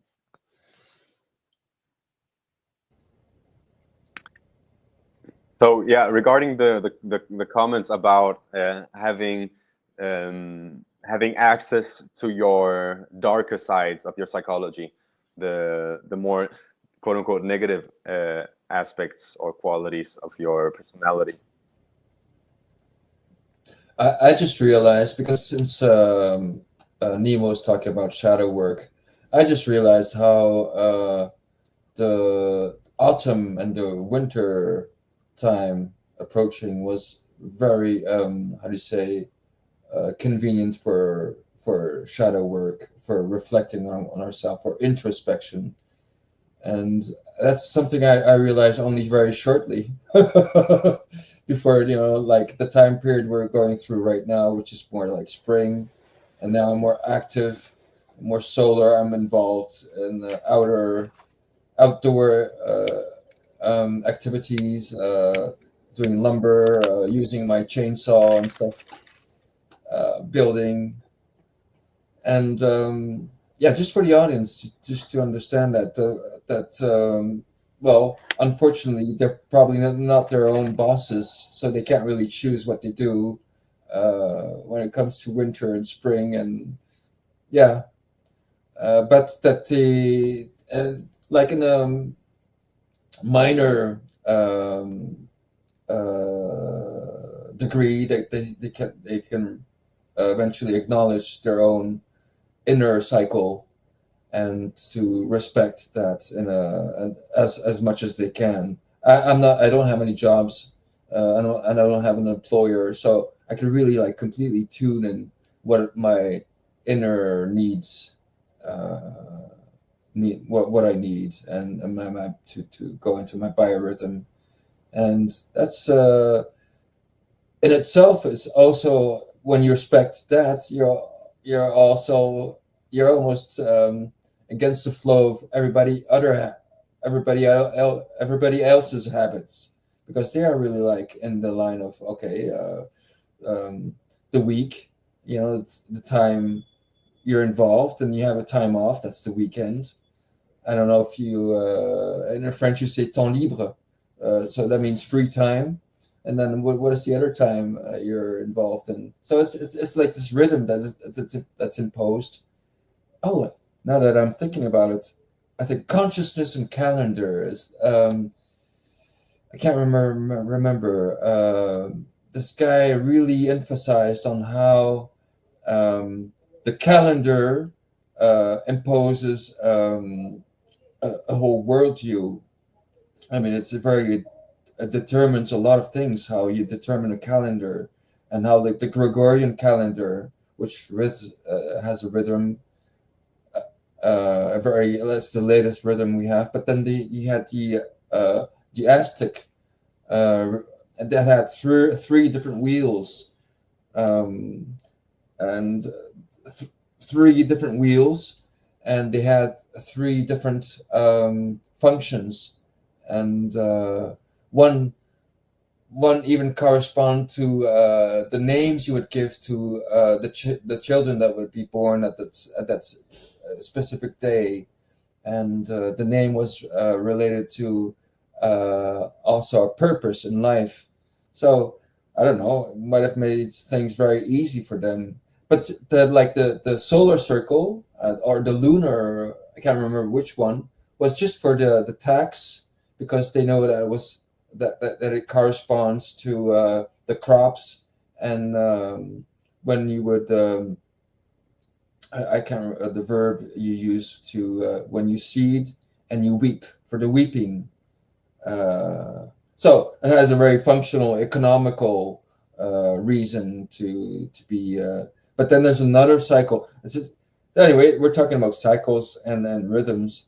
I thought it was pretty interesting to put it is interesting, and it's not unrelated. I feel like there's not so much structure anymore in this conversation, when maybe it's not the structure that I'm saying it should be, which is totally fine. Again, surrendering. Thank you. I feel it would be cool to explore maybe more, because it feels like maybe before I'm trying to say, let's talk about maybe how to, like, the last part, right? Like, make the conclusions and the rhetoric, like how do we use this? But maybe we should still check out some more of the places where the principle of rhythm applies, because there really are a lot, and it's I don't mind doing that. So when it comes to our perception of time, which is what you're talking about, Param, and how that is shaped by our calendar or how we measure time. You said that different calendars have different rhythms, and you said, like, the Gregorian calendar, named after some Pope Gregory, probably, and that calendar has one rhythm, but the thing about it is it doesn't really have a rhythm. Like, it's totally wonky, 28 days, 30 days, 31 days, and then 31 days again. Like, it's a weird calendar. And I can't hear you, Andrea. I still can't hear you. Oh, did I mute you? No, I can't. No, you've chosen to mute yourself. Oh, no, it was me. All I was saying was I was just in agreement with you, Oscar. What the bloody hell was that about? 30 days, 28 days, 31 days. Well, I don't know. I never looked into it. One thing it might influence us to perceive is that there is no beautiful, even slightly, you could say, perfect or like close to perfect rhythm in nature. That there is no law. That it's all, chaotic and we're living in a scary world where we can't even find, like, we can't even measure time in a way that feels coherent and beautiful. And that's the weird thing about our solar calendar, or our Gregorian solar calendar. And there are many different calendars, and that's why also some places people will celebrate New Year's in February, or in September, or they'll have different starts of the year. Like, just to expand a little on the Gregorian calendar, how mixed up it is, because you have cognitive dissonance when you say September, like you just mentioned. It's 7, sept. It's 7, so it's supposed to be the 7th month. But since they put Augustus and Julius, so you go from the what's supposedly the 6th and the 7th, or the 7th and the 8th. Then you have October. October is supposed to be the 8th. Octo is 8, right? September the 9th. November is 11. I mean, so they, because those two emperors wanted a month with their name on it. How hubris it is! How arrogant, megalomaniacs! They changed the calendar just because they want their name to fit in there. Julius and August, and then it pushes the 7th, the 7th September, October, November. Yeah, 7, 8, and 9. And December, which is 10. Yeah, exactly.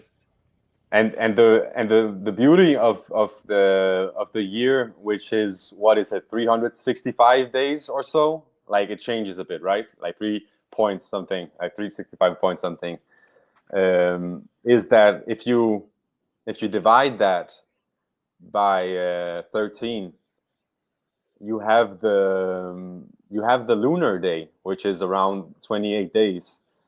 So that's why some calendars follow the moon and are called the lunar calendar, or there's also some that combine the lunar. 13 months to the year. Because we have 13 cycles of the moon to a year. You know. Yeah, It's apparently I'm not. what they did. Yeah, I'm not an expert on this, but apparently we have 13 signs, so that would explain. And like the dragon or phoenix, I can't remember which sign, but there's an extra sign, astrological sign. So there's Leo, Libra, and so forth, Scorpio. But there's a 13th one, so would make a lot more sense to add a month instead of having randomly, like you just mentioned, Andrea, about like having a month going 28 days, then another one 29 and 30, 31, and so forth.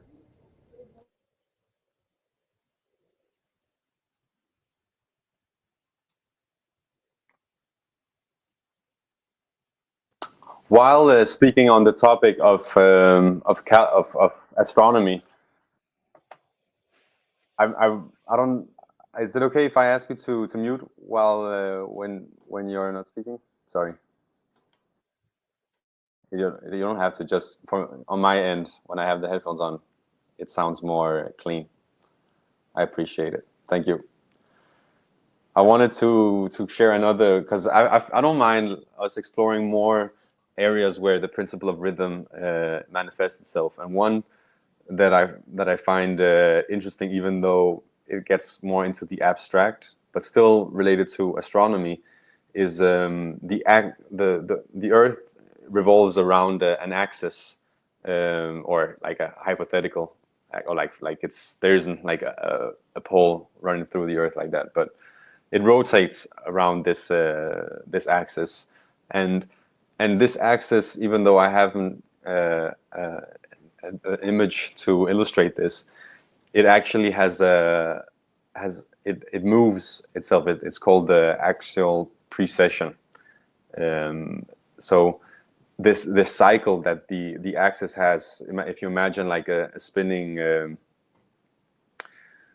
wheel, like not a wheel, but I don't know the name of it. What is the point I'm trying to make? Yes, that even like, it's again what you were saying earlier, Andrea, that there's smaller cycles and then bigger cycles and even bigger cycles. So there's the cycle around the axis, which is relatively short in comparison to the cycle of the axis, where when it does a complete rotation in around, I think, 26,000 years. So it really becomes abstract. Like I can't even conceive really of how much that is, and that is also related a bit to what you were speaking about, Param, with the astrological signs, because this whole cycle, you can divide it in smaller ages, if you will, where you can see where is the spring equinox, like in what house is the sun rising in. Maybe it might not be the spring equinox, it might be the summer solstice, or one of these high times, or the times of the year where there is this very, very slow cycle, and or like very long cycle, and that's why some people have probably heard about like the age of Pisces, the age of Aquarius, or that's related to the movement that the the Earth has around its own axis. No, sorry, the movement that the axis has itself. It's like it's moving very, very slowly.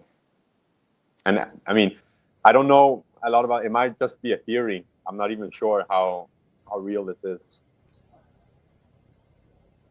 Oscar, could you just look up real quick as a research, just the title,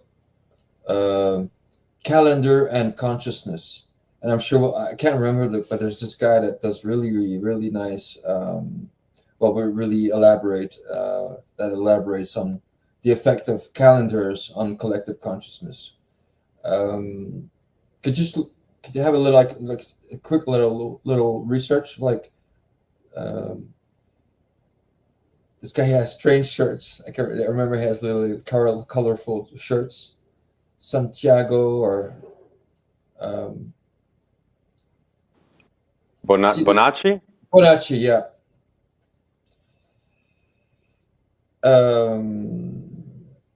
What about? Yeah, you want me to...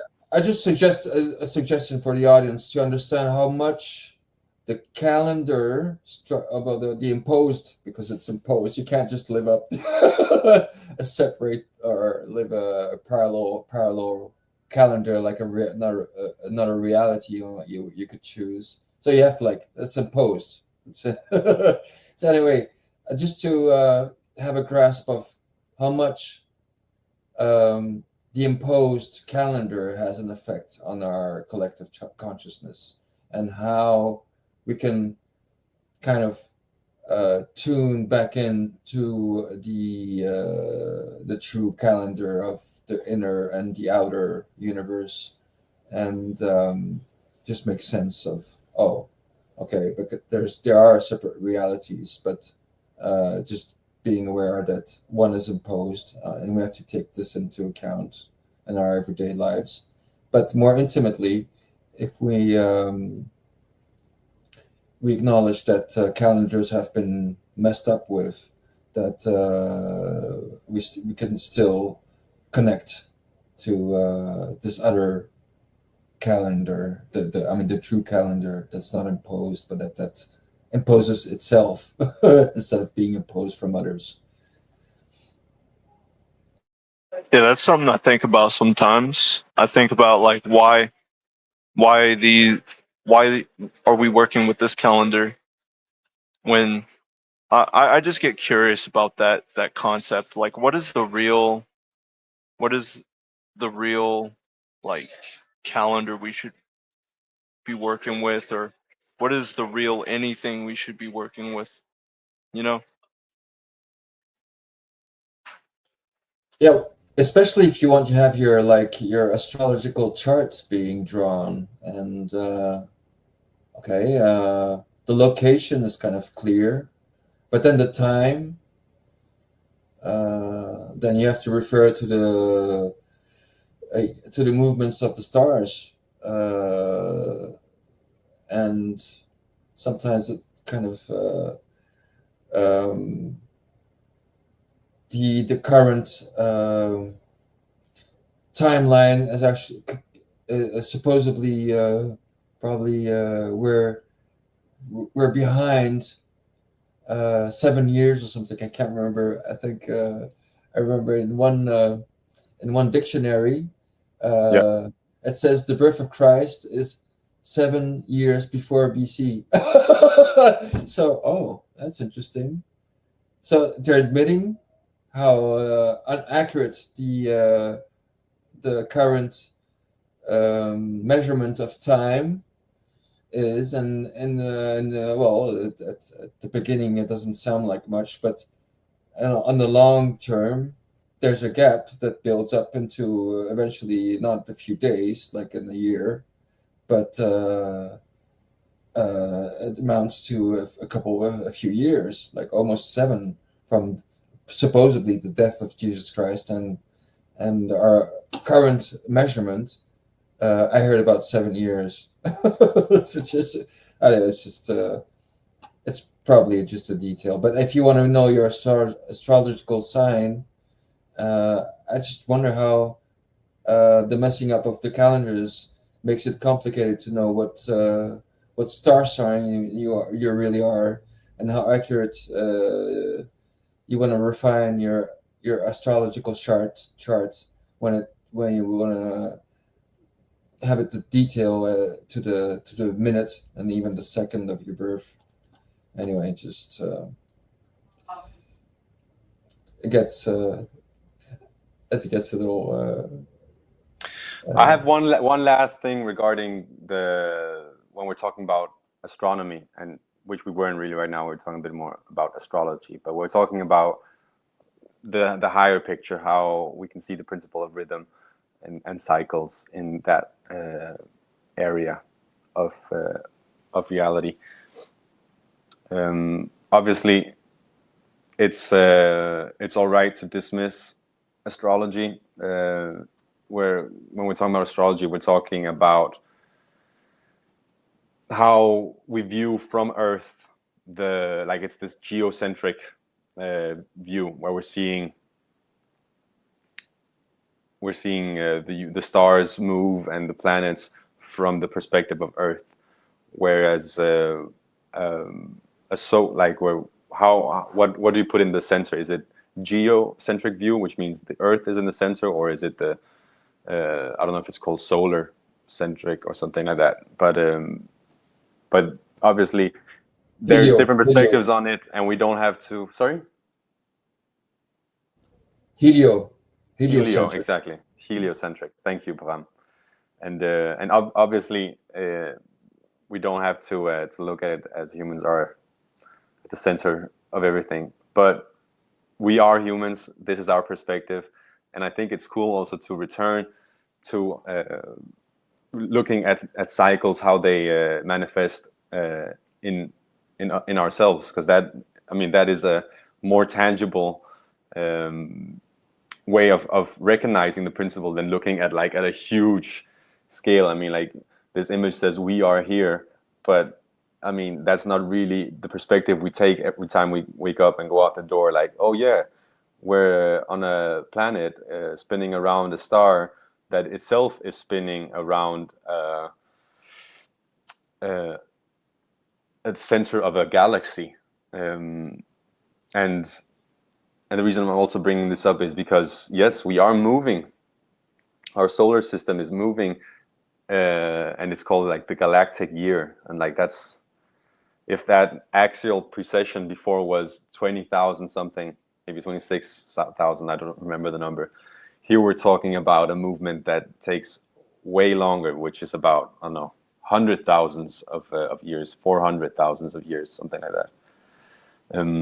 The galactic year. So these cycles, they kind of stack up on top of each other, and it is really amazing to ponder, to think about that everything is happening in accordance with this principle. But hey, let's return a bit to. Sorry. But I think like maybe we can touch on some of the more like closer to ourselves areas, like our consciousness, and also maybe a bit higher, like organizations and civilizations. I think Mark Passio said something like the trivium process is like tied to the psychology of humans, and if we can like understand the trivium, we can like understand ourselves, our psychology, and everything else.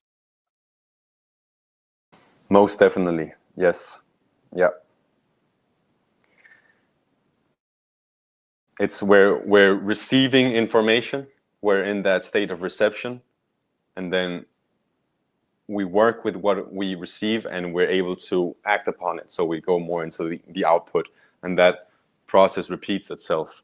So when we've gone out and done things, we then return after the spring and summer. We return at that the middle point. You could say that was the fall equinox, or the autumn equinox, where we then reflect upon how do we do this fall and this spring and summer, and we go into the winter, which then now I'm using imagery that's not really related to the trivium, but it is like if we want to take it on a smaller scale, then when we're going within, we're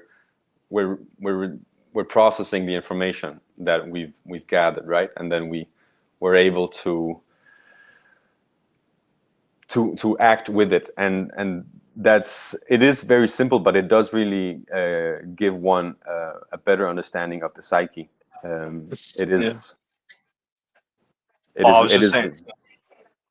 was just gonna say it's a cycle.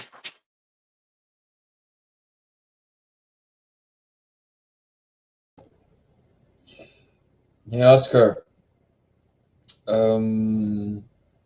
Maybe we should go to the clothing thoughts. This is my suggestion, because I mean, you're going through a marathon here, and as you said, I mean, it's really interesting when KRIS Nelson or people of that caliber come with a structured presentation. I had some book through bullet points, and I shut them all. So. I'm just for the audience sake. I don't think people should hear so much more of us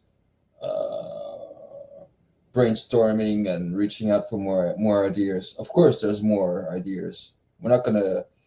I don't think we could exhaust this this subject. We'll never be able to exhaust it, but I'm still aiming to tie it into morality and tie it into freedom. And okay, but so if you have some if you save some bullet points, shoot them out there. my challenge is going to be to restrict myself, because I don't have some. I have pages. This topic is one that I really am passionate about. But hey, we can also end it. I don't have to try to do it here, but I am up for it. It's I mean, if are you alluding, you have so much more to say? Do you know what, Oscar? I would. Sorry. No, I'm just asking Oscar if he had some more to say. I mean, it's the moment is now, because the opportunity to talk about. Well, I would love to hear what Oscar has to say with regards. So do I. I didn't hear the rest of what you said, but I heard that you wanted to hear what I had to say. So I'm gonna go for it. Okay, so when we're talking about the principle of rhythm, when we're talking about morality and freedom, we're not really talking about things that are entirely different and unrelated. There is a use of the principle. I'm going to ask you to mute yourself, Andrea, please. Or I'm going to do it myself. Boom. Oh, wait. Yes. All right.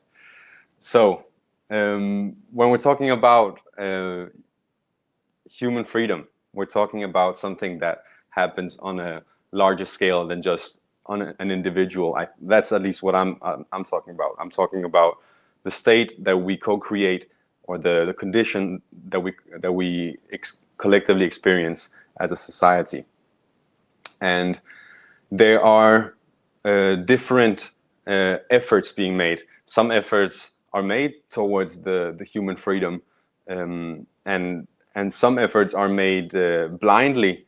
Some people believe they're making an effort to push things towards human freedom, but actually they're pushing things towards slavery. And then some people are actually consciously moving the society in a direction of more control, more chaos.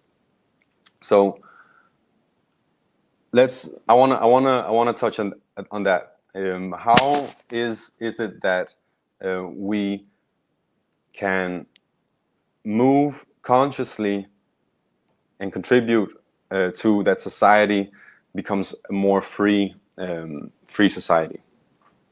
and how is that related with rhythm? The way that we can do that is by understanding that, I think I even have like an image that really that really shows it in maybe a bit silly way. Oh wait, no, it doesn't want to open, but it's good. It's good. I want to keep it serious. How, like, if you imagine yourself that you want to go uphill on a bike, you'll have to put a lot of effort into if you are just going straight at it, and you might just not have enough forces and just fall back and hurt yourself, and you won't really be able to contribute to. You won't really be able to accomplish what you set out. So that's why when you're looking at roads on a mountain, they'll be like winding roads. They won't be going straight uphill. They'll going kind of like across in a slalom fashion. And that image is something I feel you can think about when you're thinking the efforts, or like the goals you're trying to accomplish. Are you just going straight for them, or in the sense that are you taking into account the amount of difficulty it will, and are you prepared for that, or are you going in a more like in a way that it will take longer. It will take longer to get there, or like it seems as though it will take longer, but you'll actually be able to get there without draining yourself of energy. So you'll be able to actually arrive at the top of the mountain. And how more concretely, how does that look? Well, I think if we're looking at the different attempts of liberation that happen, like different movements, different organizations, how are they all saying, like, are they all that person that going, we're gonna get there, or are they doing that winding road of slowly getting there and connecting the whole mountain, if you will, so that we can get there? And I mean, it also kind of relates to that graph we saw earlier, where you're like on the peak of ignorance, but you're so confident because you've got it all figured out, right? And that's something that happens, I think, in different organizations. They will have this idea that they can get everything done, even though that a lot of the work that will actually contribute to human freedom will be more like a stafette thing, where we're passing on, like we're collaborating. So you'll see how the vegan movement aligns with the movement of respecting private property. You'll see how the movements that are about not supporting the capitalist system also align with the movements of being more what's it called? Not resilient. It's when you're supporting yourself, like your reliance. The movements of being more self-reliant, being able to, through your skills and mutual aid, support yourself. So that's what I see, kind of like the winding road, like of connecting all of these areas, and not seeing it as our way is the only way, but seeing how there's a lot of different roles, a lot of different actions that have to be taken in order to get there. Ultimately, of course, there is a red thread, or like a thread which connects them all, which is all about self-knowledge, respect of rights, and letting go of illusion and delusions regarding external authority and such. And when, like, you can also see when we're trying to, like this slalom act, like this type of maneuver where we're making it easy on ourselves by not doing everything at once. You know, if I want to go downhill, I'm not like, and I'm skiing, I'm not gonna just go straight down. I'm gonna ease the movement by making by this slalom movement. So there's this where, and you see it in a river as well. In Denmark, they did this weird thing where they straighten out all the rivers once, and of course that just killed the rivers and the life in them. So there's this aligning with the principle of rhythm, where we're not. It kind of also relates to what Param was saying about architecture, where we're not just making everything in boxes and in linear thinking. We're seeing things more holistically, and viewing every element as being part of a bigger picture. This was a weird rant. I'm a bit doubting how much it made sense, but the point I was trying to make, at first, sorry. At first, it sounded like you're talking about Sisyphus rolling the boulder up the hill. You know, just going uphill. I can't remember exactly what you said, but that's just the concept that came to me. And yeah, leading up to now, that was pretty interesting. It's funny you said, Adrian. I'm not gonna call you bubbly pop, whatever. Adrian, yeah, exactly. I was also Albert Camus. Hein? Albert Camus, Le mythe de Sisyphe, the myth of Sisyphus, and I read parts of it. But the idea is that he rolls up his stone up the hill, pushes it, and he comes to the peak of the mountain and rolls down again, and he pushes it up again. Okay, so they have a beginning of a cycle. And but the end, what the lesson here is, one has to imagine Sisyphus happy, although doing his routine. I mean, routine is like, means you're repeating a cycle, of course. Huh? It has its displays. I mean, it's inconveniences. Being a broken record, like Mark Pastor says, okay, it's a routine, but it's like this cycle we have to embrace. And we're rolling up this stone up the hill, and it falls down again once it gets to the peak. And yeah, it's just persistence. Yeah, I mean, the lesson here, I think, is persistence. And while being persistence, being creative and being happy, because creative, and having embracing enough imagination to make this journey playful, although it's a big struggle. Yeah, I just wanted to. I mean, like, tying the principle of rhythm with like morality and like natural law, it leads me to think about consciousness and choice, because like we can like choose to be a learned individual by choosing to take that courageous act that we overlook or whatever. Somebody's crying in the background. That okay, so can't hear it.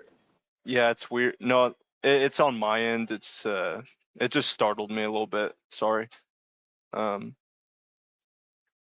Choice. You could choose that courageous act that could possibly influence freedom to emerge, and it's also the nature of your consciousness that has a certain effect on that choice, because, you know, it, depending upon the nature of your heart or your I was just thinking about the bigger picture, right? Like, I think we're going into a dark age, because like this new age shit is like eventually going to you know, it's gonna have its cycle, you know what I'm saying? And we're going to come into a new cycle, and it's going to be the dark age. If we, you know, want to come into like a Renaissance kind of age. Do you see what I'm saying? Like there's like these these natures of consciousness. I think it's you're talking about like again a rhythm in the how advanced a civilization is or how enlightened it is, and a rhythm regarding that. I don't think I made my point really clear regarding when I was saying going uphill. Yeah. I'd like to kind of explain it a bit better. Yeah, of course. Because Sisyphus, the story of Sisyphus, I don't know it that well, but the way I interpret it is that it's kind of like it's this one dude who's like he's condemned to do this, like go up the hill and carry this boulder, and then it falls down again. It all feels kind of meaningless. Where what I was getting at is that there is actually a task that is meaningful, creating freedom, but that task is something we shouldn't maybe view as something we're gonna be the one to do it all by ourselves. Now I finally have the image I was trying to show was this guy here. He's biking up the hill, but he can't do it. He doesn't, like, he's just one guy. Instead of, you know, having an approach where he's going a bit more across the hill instead of just going straight up for it, and it will take longer time. So you probably I don't know if you have, but you might have heard some people say it's taken us a long time to get in this mess, therefore it will probably also take us a long time to get out of it. I don't think it necessarily has to take like fucking millions of years or like thousands of years, but I do think it will take time before we get to a stage where we're enlightened enough to respect each other's rights and not impose falsehood onto each other. And that's why I was using the metaphor of going like you're gonna drive a longer distance than you would if you were just able to go fully uphill, right? If you're doing the way that roads usually are on mountains. And I was using that as an allegory to kind of say it's gonna not require one, if you want to use the Sisyphus imagery, it's not going to require one person or one person's effort or one movement's effort. It's probably going to require a lot of people's efforts and a lot of movements, and that's where we can avoid, in a way, becoming, you know, desperate and demoralized, in the sense of, oh no, you know, look at the way things are going, and it all feels kind of useless. No one wants to hear this information, or because we might be trying to do everything ourselves. Like we want everything to happen now, but it might take generations before that one generation of children grow up with the proper upbringing and moral education, and are able to start a pattern of freedom. So we're all kind of contributing to that, and there's or like not all, but we can as individuals choose to contribute to that with our own, as you were saying, Param, like our own creative way, and be happy that we know that we're doing what we can to contribute to that. And that's kind of what I was like. My point was regarding it was a bit wonky thing with the road and the slalom. But I feel like I'm making it a bit more clear now what it was I was getting at. That it's more like a joint effort, and it's going to take multiple generations probably. I'm not saying that it has to, but realistically, I think that that's what it's going to take. I don't think it has to take thousands of years, and we have to wait until a whole other age. Like right now, we're in the enlightened age, in the dark age, and then we'll have to wait to get to the enlightened age, or vice versa. I think that's possible, but it's not really what what I'm betting Yeah. on. It's not 'Cause, ideal. Yeah. Sorry. There's another thing regarding the principle of rhythm and the state of morality in our society, which I'd like to get into, but maybe you want to talk a bit more about this idea of how advanced a civilization is in relationship to what age we're in and such. Yeah, I was just talking about the nature of consciousness and how it affects our choices. Like, I mean, let's say you've maxed out all your mind, right? You know all about the hypercube, you know the trivium, all that. But how are you gonna how is it gonna how is anything gonna manifest if you like make a choice, right? But your like heart is evil. If you're you know what I'm saying? Like if you're using fear, you know, the stone the builders accepted as your consciousness to like you to wield that double sword with. You know what I'm saying? It's a consciousness thing. It like because you could be as competent as you can possibly be, but if your consciousness is, you know, of fear, you're only gonna manifest chaos. So we just have to reach the hearts of people somehow and influence them to change that consciousness into being moral. You know what I'm saying? Because like we can max out the mind, right? We can really like we can be in the best position possible when it comes to that. But if the nature of our consciousness isn't with like using love, we're only going to create chaos and all kinds of other, you know. That's the kind of the paradox of ascension in a way. We're thinking ascension. We're like, oh, we're gonna rise up to the new dimension, but actually we're kind of going downwards towards our heart and being more grounded instead of just understanding these things intellectually. We're able to maybe make them even more concrete and with our you know, with our emotions, enact them with our will and courage. Yeah. And have that passion, which is also again like rhythm. We're not, because the mind can be a bit more maybe monotone, right? It can be like blah blah blah blah blah. But as soon as you get the emotion, you get more like, okay, there's depth to this and more feeling and there's more momentum. Again, emotion. There's that motion, the movement happening. Right. Yeah, like we should definitely seek to build up all of all of who we are, you know, our mind, our soul, understand the mind. But like what I was like how I was going to tie this to the principle of rhythm is like we can break the cycle. We don't have to endure a dark age. We just, because like, you know, new age, dark age, renaissance, and then it like goes back to new age, dark age, renaissance. We don't have to like go through a dark age if we all just put our foot down and change our heart.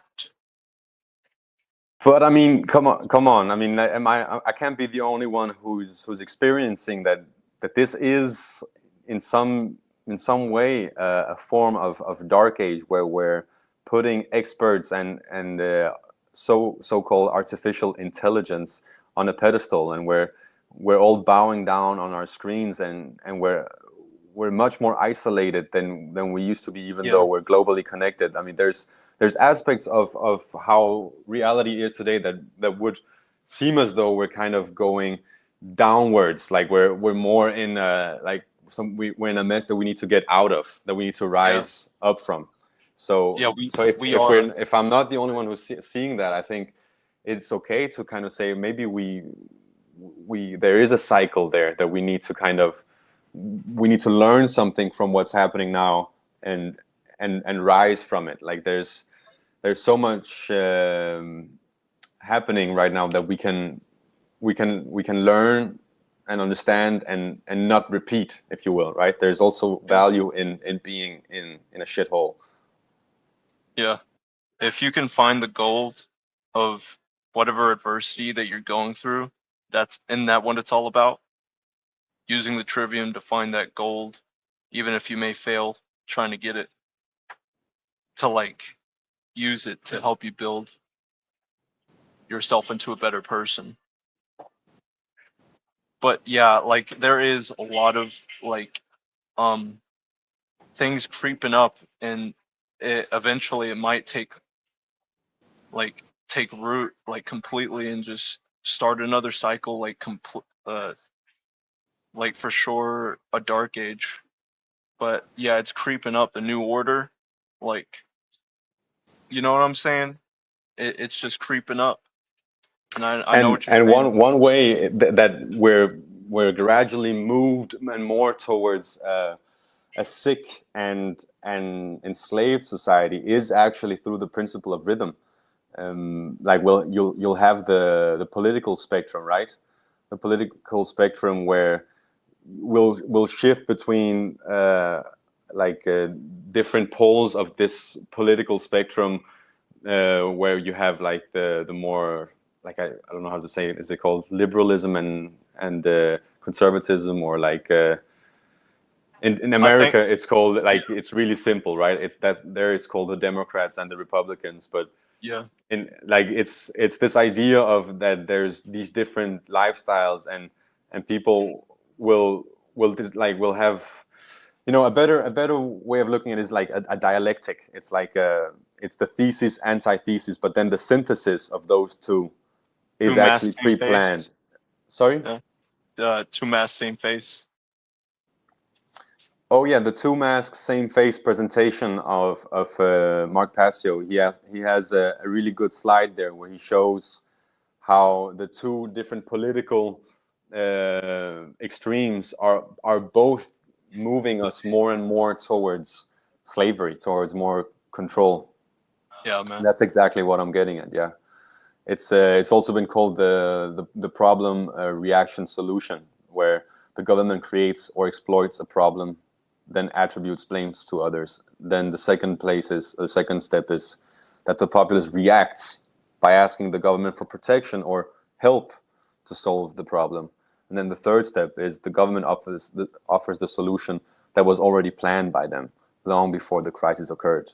And the outcome is that the rights and liberties are exchanged for the illusion of protection and help. So it's never really actually protecting the rights and liberties or helping us solve problems in a real way. It's always a proxy, like an inauthentic way, and this is happening through the use of the principle of rhythm, because it's happening because it's the fact that people don't really understand that this isn't like that we're saying, oh, we had it bad before, but now we're gonna have it good, but we're not really having the real, like the real solution. So there's our blindness regarding the authenticity or the legitimacy of the solutions that are being presented makes us like it, that's taken advantage of.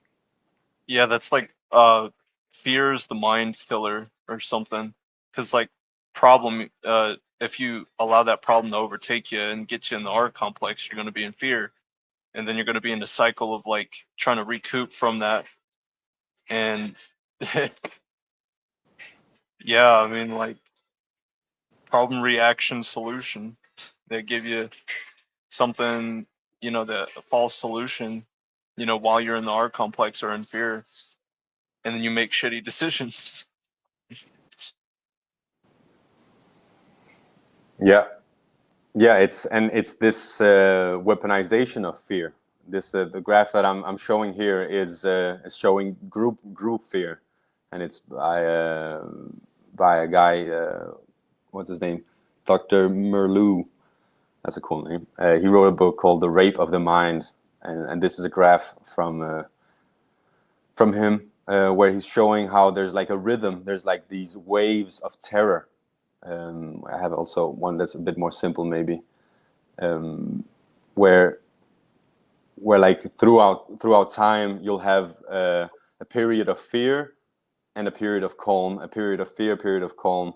But each time the fear is more intense, and people in the period of calm, they're still kind of shocked by the period of fear that was just there.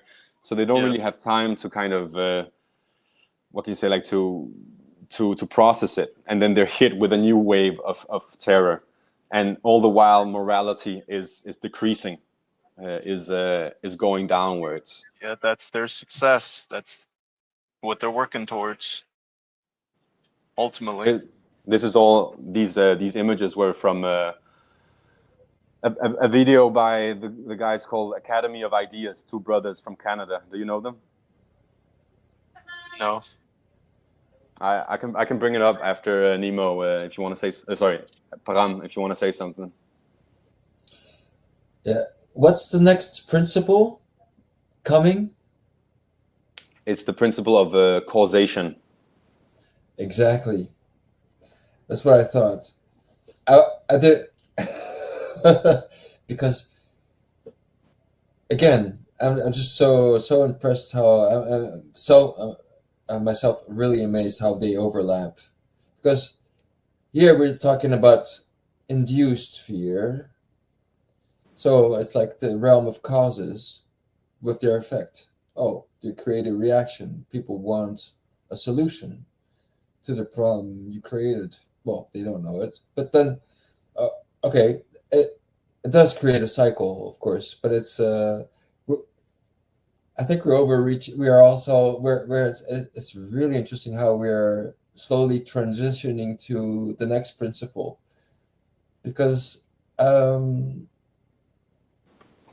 if it's artificially induced rhythms, like we were talking, you were just mentioning the Hegelian dialectic, thèse, antithèse, synthèse, that's in French, but shock, reaction, solution. I think we're really we're already in the next principle, because we're talking about the realm of ideas and the realm of how they materialize, and in the same way, when it comes to the cycle, you think the cognitive cycle of making an experience, the feedback, and the new data, and experimenting on the new data, new experiments, new ideas. That's something more like cause and effect related than, okay, time is involved and rhythm can be invoked. But and again, I think I find it so amazing how creation has been made that way, that when we discuss one principle, we can't escape slipping into all the other principles. I think we're already talking about the next one. I'm out. Yeah, it is genius that all these principles do overlap with one another.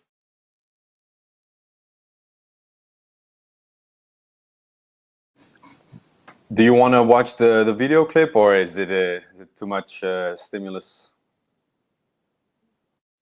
I mean, like, might as well go for it. If I want to put myself in the audience perspective, I would say sure. Myself, if I was watching, bring it on. I trust you. It is simply a question of reorganizing and manipulating collective feelings in the proper way.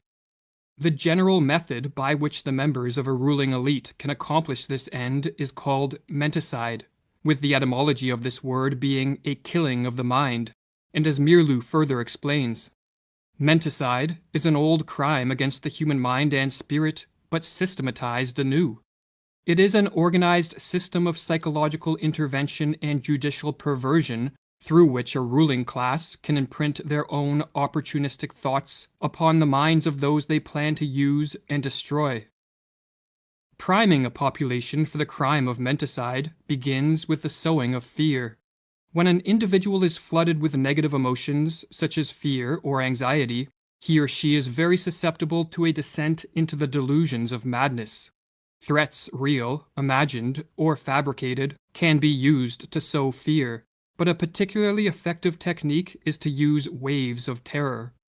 Under this technique, the sowing of fear is staggered with periods of calm, but each of these periods of calm is followed by the manufacturing of an even more intense spell of fear, and on the process goes. Or as Mirlu writes, each wave of terrorizing creates its effects more easily after a breathing spell than the one that preceded it, because people are still disturbed by their previous experience. Morality becomes lower and lower, and the psychological effects of each new propaganda campaign become stronger. It reaches a public already softened up. While fear primes a population for menticide, the use of propaganda to spread misinformation and to promote confusion with respect to the source of the threats and the nature of the crisis helps to break down the minds of the masses.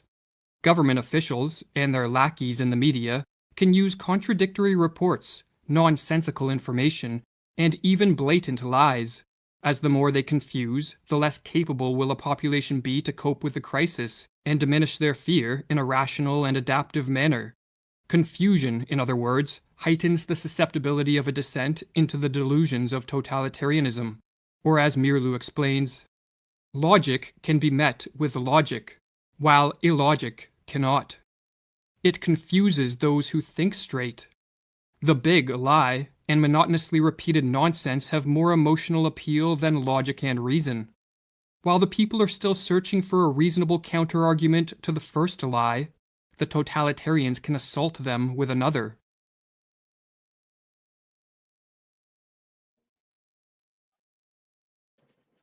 Yep, repetition, man. This was a video that channel called After School spelled with a K, and it was like a collaboration between that channel and these guys from Canada called Academy of Ideas.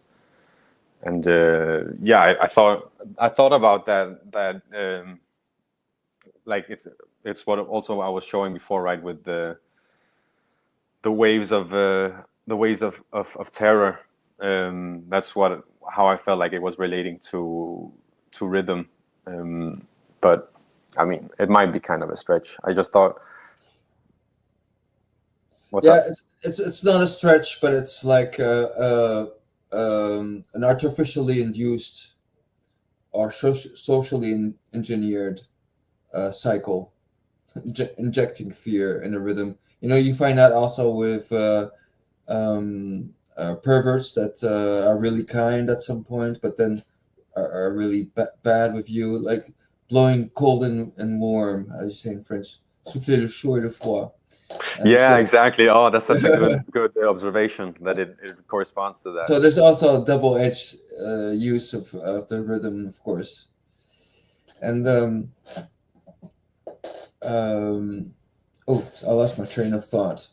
Sorry.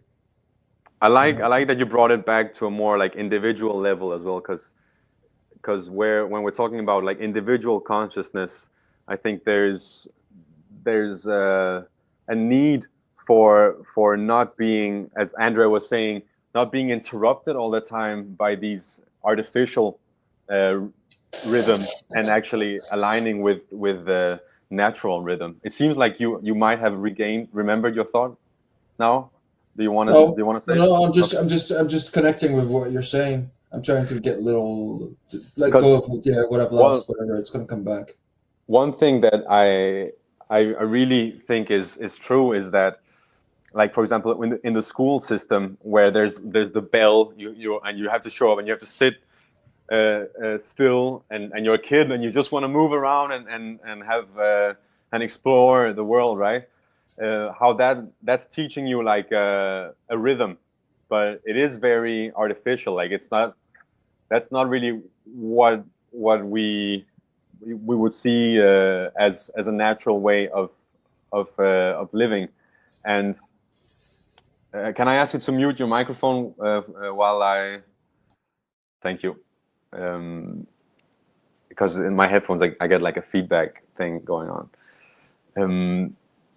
And like, for example, you'll have this kid and he'll be diagnosed with ADHD or you know, and I'm not saying, oh, it's all a scam, because probably this kid does have an attention deficit in some way, like, and I'm just questioning how much of that is like, then we're just, how much should we just look at that individual and see, oh, their chemistry, their abilities are deficient, are not good enough, should be fixed, without seeing the context of it. Because you'll take that same kid who before they were just fed sugar and then sat in front of the television, and they just had to when they came home, and then when they go to school they have to sit like this and they just want to play, and you'll take that kid and you'll take them out to the woods, and like this their bodies will connect with what is going on in nature, and there'll be this alignment, and suddenly they're not this crazy kid who just wants to, you know, make trouble. They actually become a great leader and have this calmness to them and this sense of responsibility. And I mean, of course, this is just a thought. It doesn't I can't really, you know, guarantee it, but it's something I really do think is true regarding the individual. And again, like, if we're not teaching children to respect nature, how can we expect them to take, like, to be able to take care of it someday? Like, if we're not teaching them to be in alignment with the natural world, how can they ever grow up and be, you know, people who care about that and are able, like, have the skills to do that? Right. It's kind of like the Lorex. Yeah. But yeah, there is a rhythm to, like, what kids have to endure in school, and like a natural rhythm that just is inherently there, right? It just, like, it makes you a better person. There's like a grounding to it. Okay, I've been into a Rudolf Steiner school, so I was talking of the application of rhythm in architecture, agriculture, and now we could talk about education, of course. And it's funny, it relates to the other rhythm you talked about aging and maturing. You know, the on fours, then on 2 foot, and then on 3 with the stick. But it could be a stick and 1 and power. And okay, it's now we're coming back to education, and then that's so. I think that's really essential. We come back to this point, this application of rhythm, education, and teaching children, also to respect nature. It's not so much what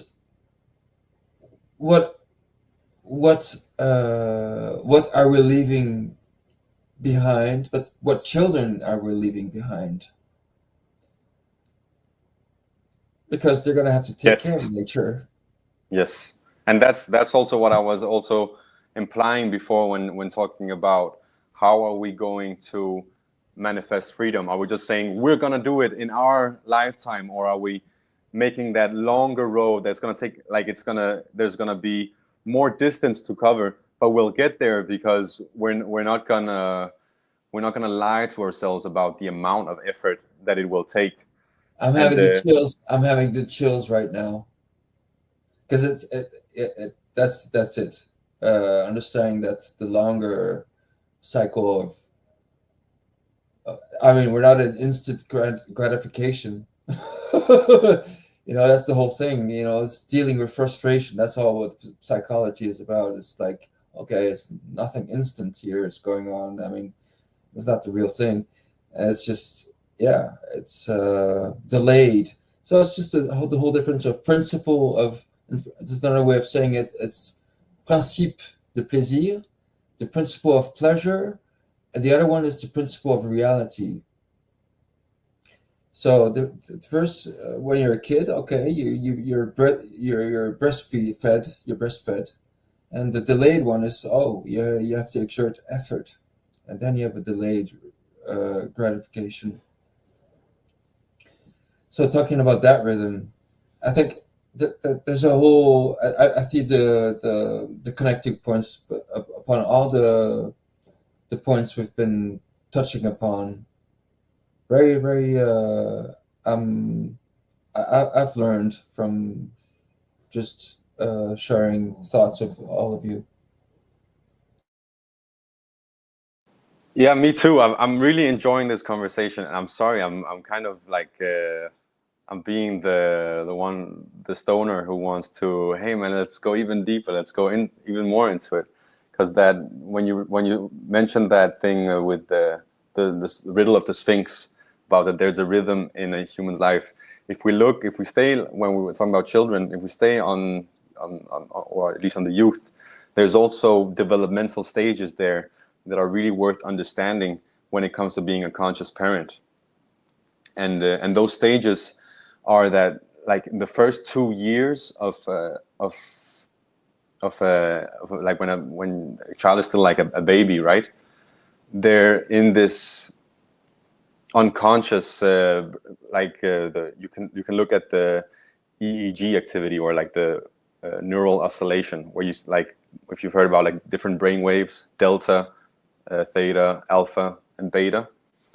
Well, in the first 2 years, we're operating on delta brainwaves, which is basically sleeping, or like we're very unconscious, and the majority of the time a baby will be sleeping, right? They'll be in this very, like, yeah, they'll be like then not a lot is happening, and then from 2 to 7 we start operating as well as on delta, which is it makes, like, and one more thing about this mind, like this mental state where we're more unconscious and kind of asleep. That's where we're also producing the growth hormone, right? So all our energy isn't on thinking like mathematically and stuff like that yet.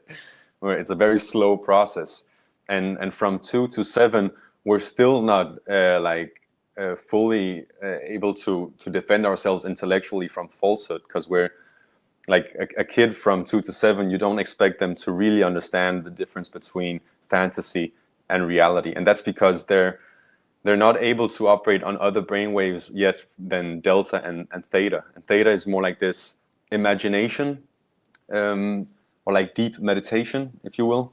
And that's how we should view these new beings, as like they're dreaming, and everything they're experiencing is like it's as if like they're having, like, if they were on a psychedelic experience, right? They're like super susceptible to all that they experience. So from that, on that age, from 2 to 7, we don't really want to put them in front of a programming television that just programs them with lots of falsehood, and we don't want to, like, we want to be mindful of what they're absorbing and what we're helping them imagine. So if we're talking about conscious parenting and we want to morally educate the youth, I mean, this is really a time to have that playful storytelling of imagine this universe, this world where we're free, and we have these rights that we can respect and such. And I mean, you might not at a 2-year-old age, that might be a bit ambitious. And then, like, from 7 to until like maybe around 12, 13 years old, until teenage, we're more like, that's where we really start. We go to school, right? And we're in this calm, conscious mental state, the alpha brainwave, where we're really receptive. So in relationship to the trivium method, that's where we would be gathering a lot of grammar. And then from around 12, 13 years old, that's where we really start becoming more actively conscious and accessing beta brainwaves. Our formative years are these years, and that's exactly my point. Is we're we're contributing to how these like what experiences are formed. Creating the format. Yep, exactly.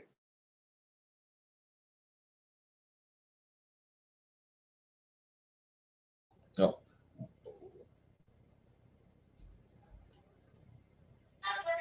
Oh, sorry. I'm saying all of these things. There's so many things that interrupt the formative years and this natural process of development that that we just see as normal nowadays. My girlfriend is reading a book called The Anxious Generation, and it's all about it's a lot about the influence of smartphones on the youth. And I mean, no one is really like, these tools are amazing, but when you're a kid, there's a French expression called éco-anxiété. It means you're so concerned with the doom effect we have on planet Earth that we're gonna burn in hell. And when you're a kid, if you're just taking that in, that's without some understanding. They labeled it éco-anxiété, créer de generating eco-anxiety. That's kind of that's fucked up. You know, talking about induced fear at a young age. Yeah, exactly, and just also, you know, like how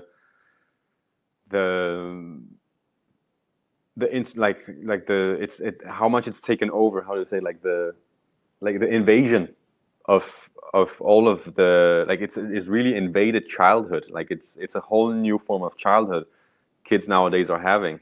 This meme here is saying that kids are not mature enough to manage smartphones until they are at least 16, and that there are no known exceptions to the statement. And I saved it because in some way I'm thinking, when I got a smartphone when I was already, I think, 13 or so, maybe 14. And a tablet, maybe around the same age, and I'm thinking, like, that's amazing. Like, these tools are incredible. I love technology and what's possible, but was I able to actually manage it, like, and be responsible for it? I'd like to, like, back then I like to think I was, right, but really, was I? Like, and when you're saying this term eco-anxiety, yeah.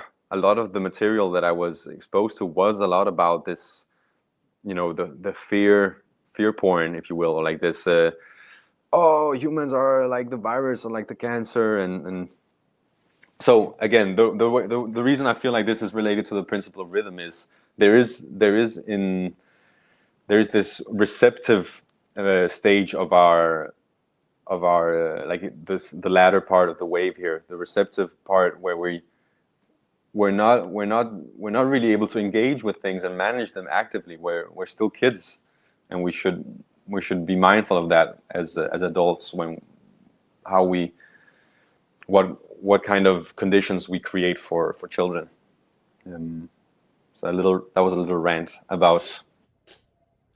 Can I just summarize, like, the different stages, how the Rudolf-Steiner anthroposophical pedagogy works, like with kids? They literally, like, treat them as they were beings from the stars, and that they're slowly you have to accompany them to this other plane of existence, and accompagnement, and this experience of density. So the first, in the first 9 years, or the first theme is creation, the whole Genesis, and all the different takes on it. Like, it could be the Persian vision, the Roman, the Greek, whatever. And so it's like the Genesis. So it's God, the generative force. Then it's the God made into man, and the embody into man. So we discuss all the different incarnations of God in a way, like the different saints. Could be Buddha, Muhammad, Moses, and the Christ. Anyway, and they teach lessons, and then it's man related to man. So do you see the progression of just creation of godly, the godly matters, and then the incarnation of God's made into men, incarnated through saints, then man between man.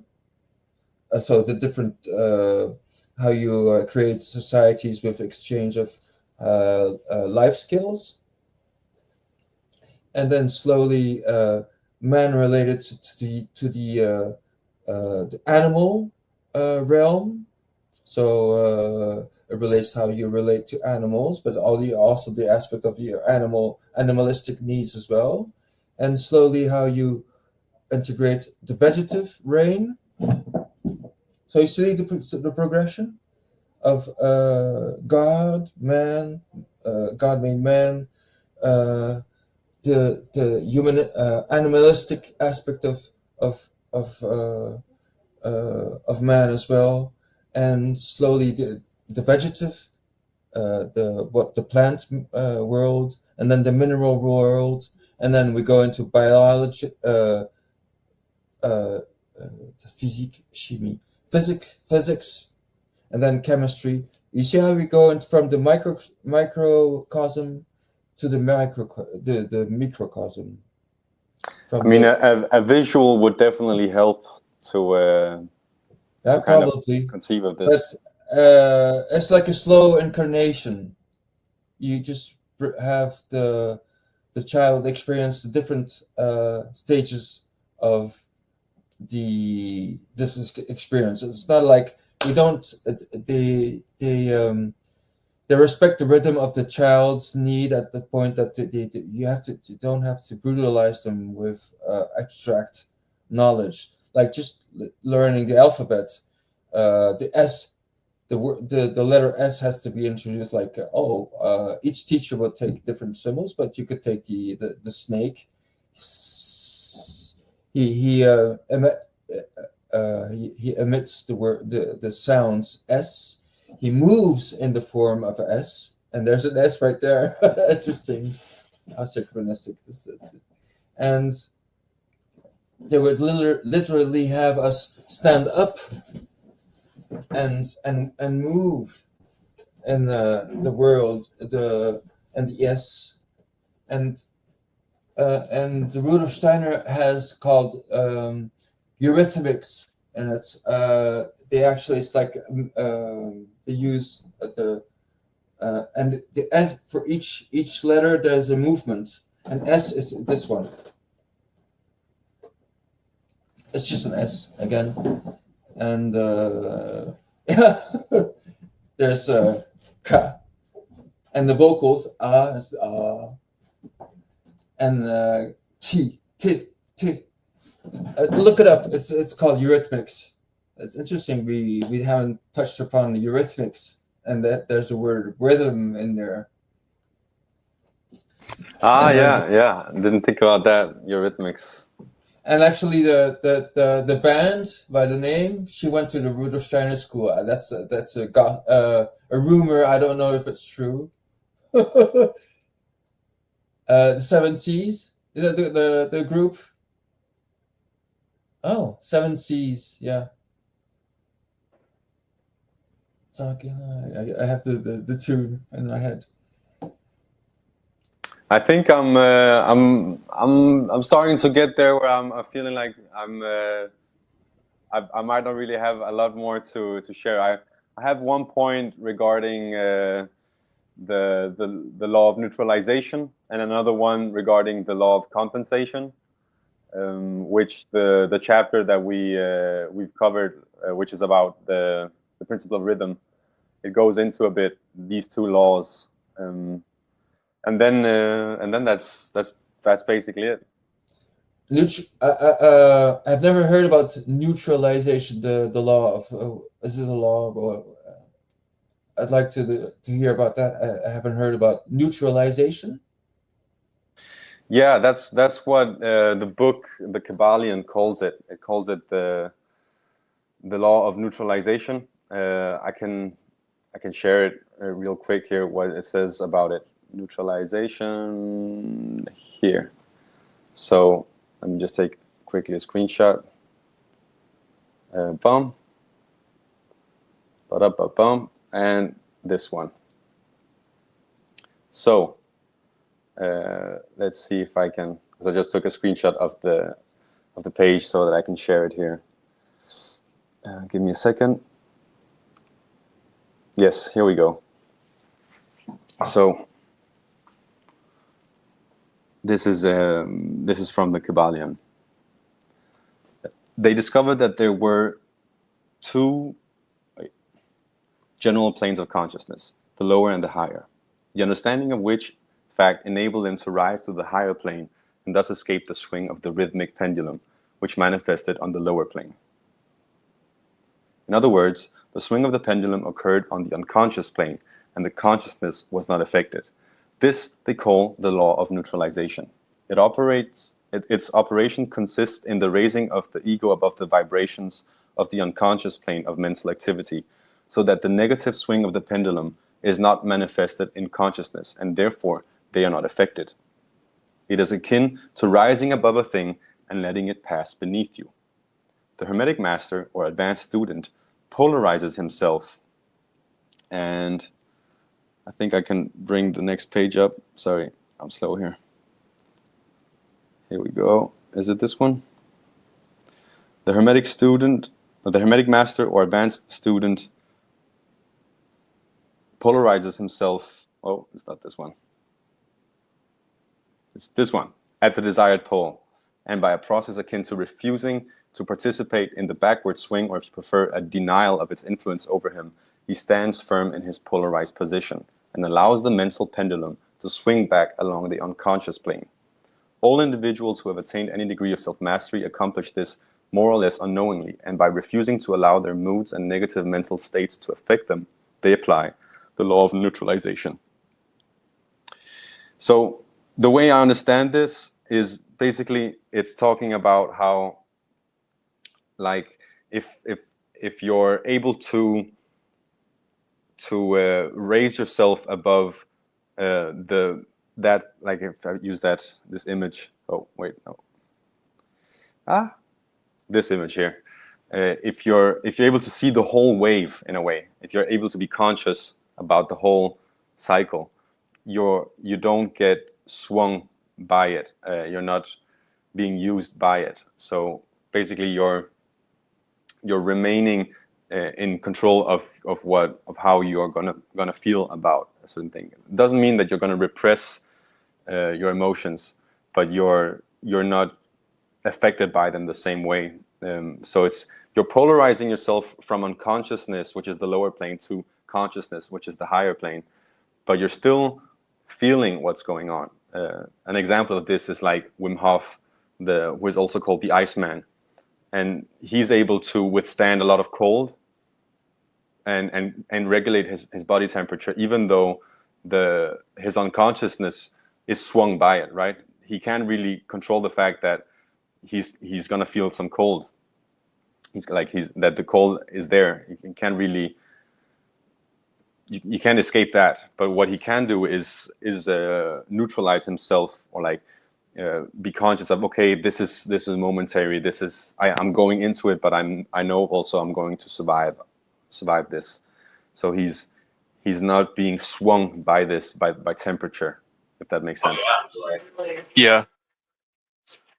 I mean, like, I will say quickly, I mean, Kevin Trudeau, like, he said something about like being in prison, cold situation. He knows the breath of fire or whatever.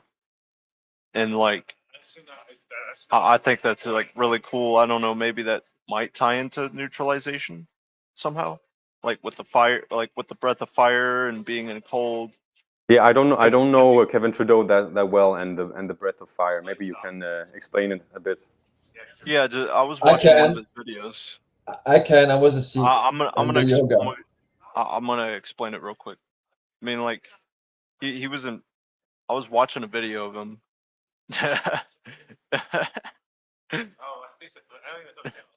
You got some rhythm going on.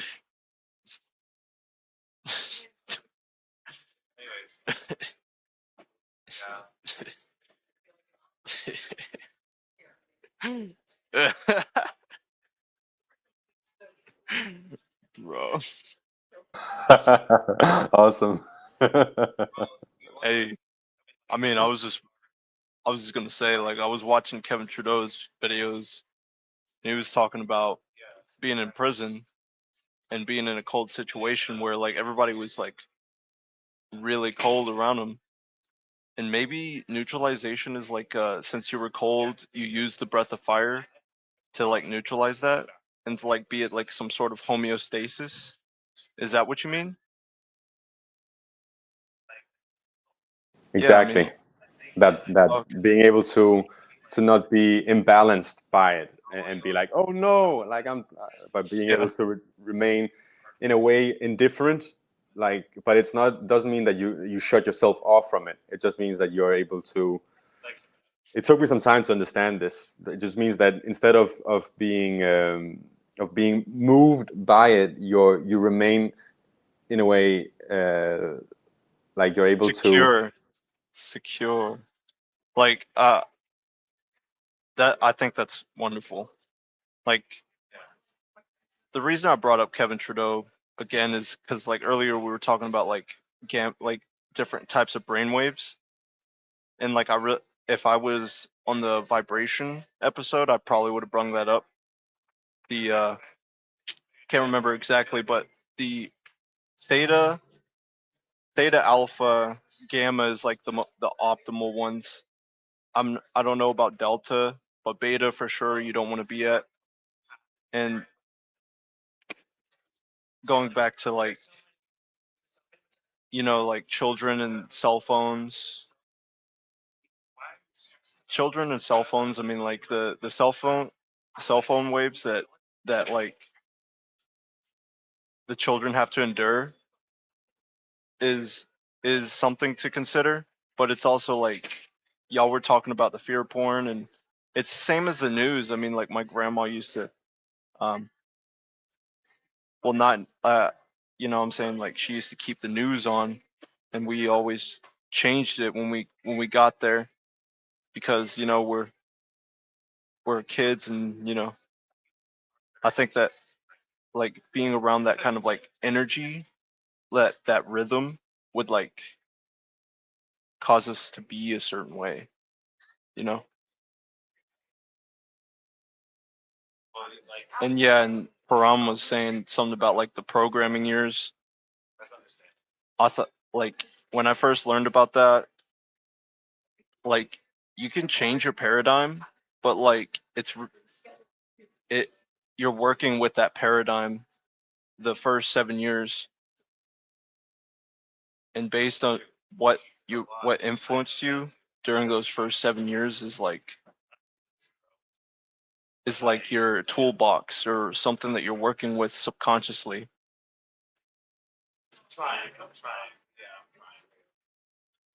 Yeah.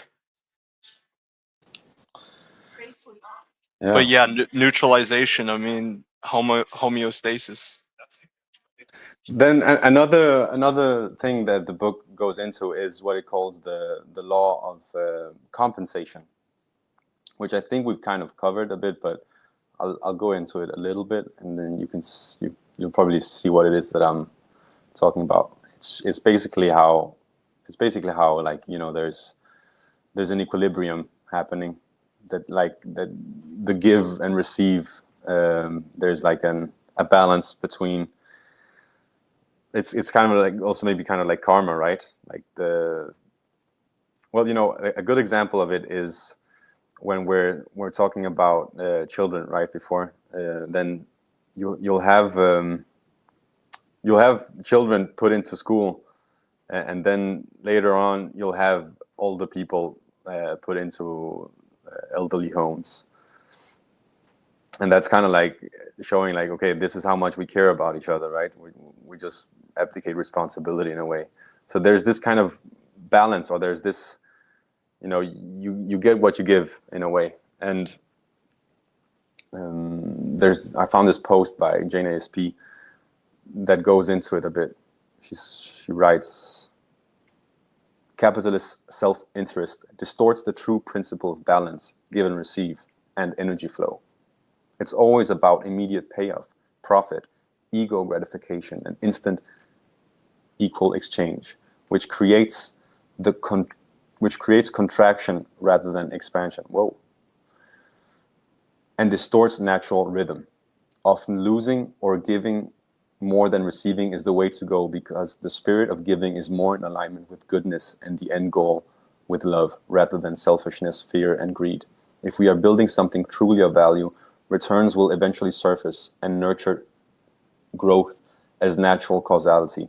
But we have to be driven by the right spirit, with trust and faith in the bigger picture, which was kind of what you were also saying before, Adrian, with like with coming from the heart, coming with love, and also what Andrea was saying when she was talking about trusting, you know, in the rhythm of nature. Like if you're gonna grow a crop and you're gonna water that plant and you're gonna give it a lot, and you'll just have a trust and faith in the bigger picture that other forces will assist that plant in growing. And there's, I don't know if those were the best examples, but I feel this image here kind of hits the nail on, like, is the hammer on the nail, regarding that there's this equilibrium and the, like, there's a compensation. So compensation is, yeah, I don't know. Doesn't it make pretty much sense? Isn't it self-explanatory? Yeah, going back to the definition of you know, rhythm, breaking it apart, flow, like that image right there. That's kind of what the ebb and flow looks like as a whole. So yeah, high sine, cosine. Does compensation has the same because I am French spoken, compensation, compensation, récompense. It's like, you know the ikigai chart, with your vocation, your passion, your mission, and your profession. And it's only at your profession that you are you have compensation for what you do. Like the society acknowledged that you should be paid for, or retribution, compensation for what your efforts, compensation, right? It's the same meaning, right? So I find it interesting, like there's a cycle there as well, because the whole goal of education is your potential has to be released first. So it's what you're able to do. Okay, there's an amount of things you're able to do, predisposed, you have predispositions to do. And so these are the things you have. The vocation relates to what you're able to do.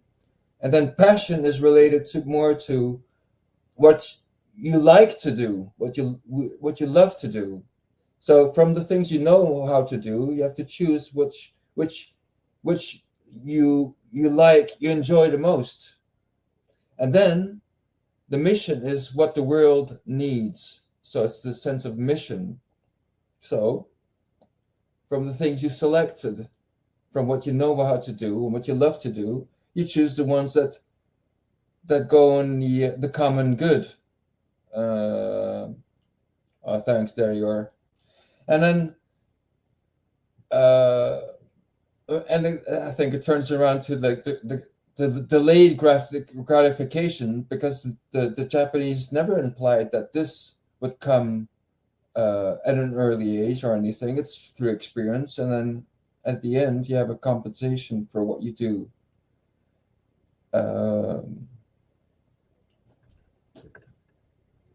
It's maybe a stretch there again, but there's another. This could also be related to a cycle, in a sense.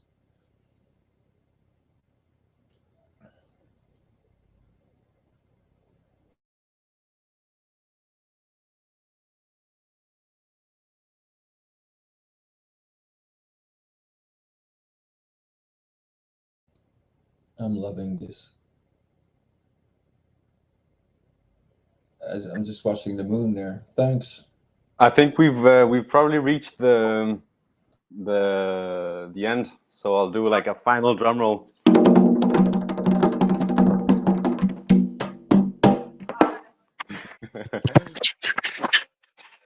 And Just adding rocket. and invite people to join the group reading that's happening. This week we'll do it Saturday because I'm traveling out of the country for some days, and so I won't be able to host it before Saturday. And I won't be hosting it at the Europa Natural Law Forum. I'll be hosting it at a group called the ARC Book Club. And I'll just share the link in the comment section.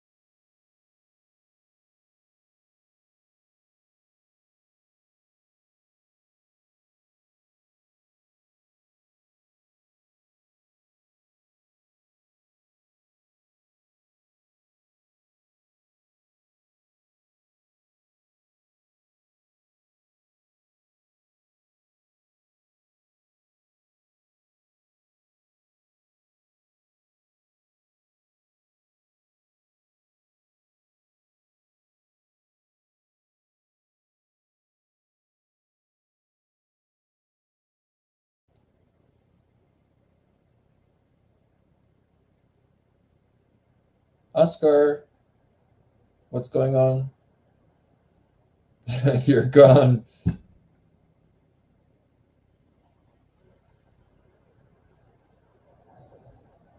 Adrian, can you hear me?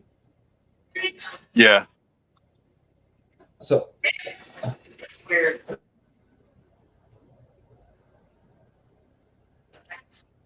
I think Oscar is gone. Must be some sort of internet issue. I'm not too sure. You want me to do the belly dance again? I think we've seen enough. You know that a lot of people find it really. Some people know about it, so they say, "Oh, show us the your what you do with your stomach," and people are a bit disturbed. Yeah, I know. Disturbed. Yeah. Hey, but it's one way of teaching the principle. Oh yeah, the breath of fire needs rhythm. Yeah, it's like it's actually it's called respiration ventrale. It's abdominal respiration, breathing, abdominal breathing, but doing it fast. It's just the pace. When you increase the pace, because babies naturally use this the children are they still connected to the belly respiration, and it's all only later when we feel insecure we create apparently artificially like an armor that blocks us here because we feel unsafe with other interacting with people. That's one way that's we can block this, and we breathe with the shoulders, and that's really unnatural actually. And when you build with confidence, you relax your shoulders and you learn how to breathe with the stomach again. And it's also the best way you could have you have more more strength in speech.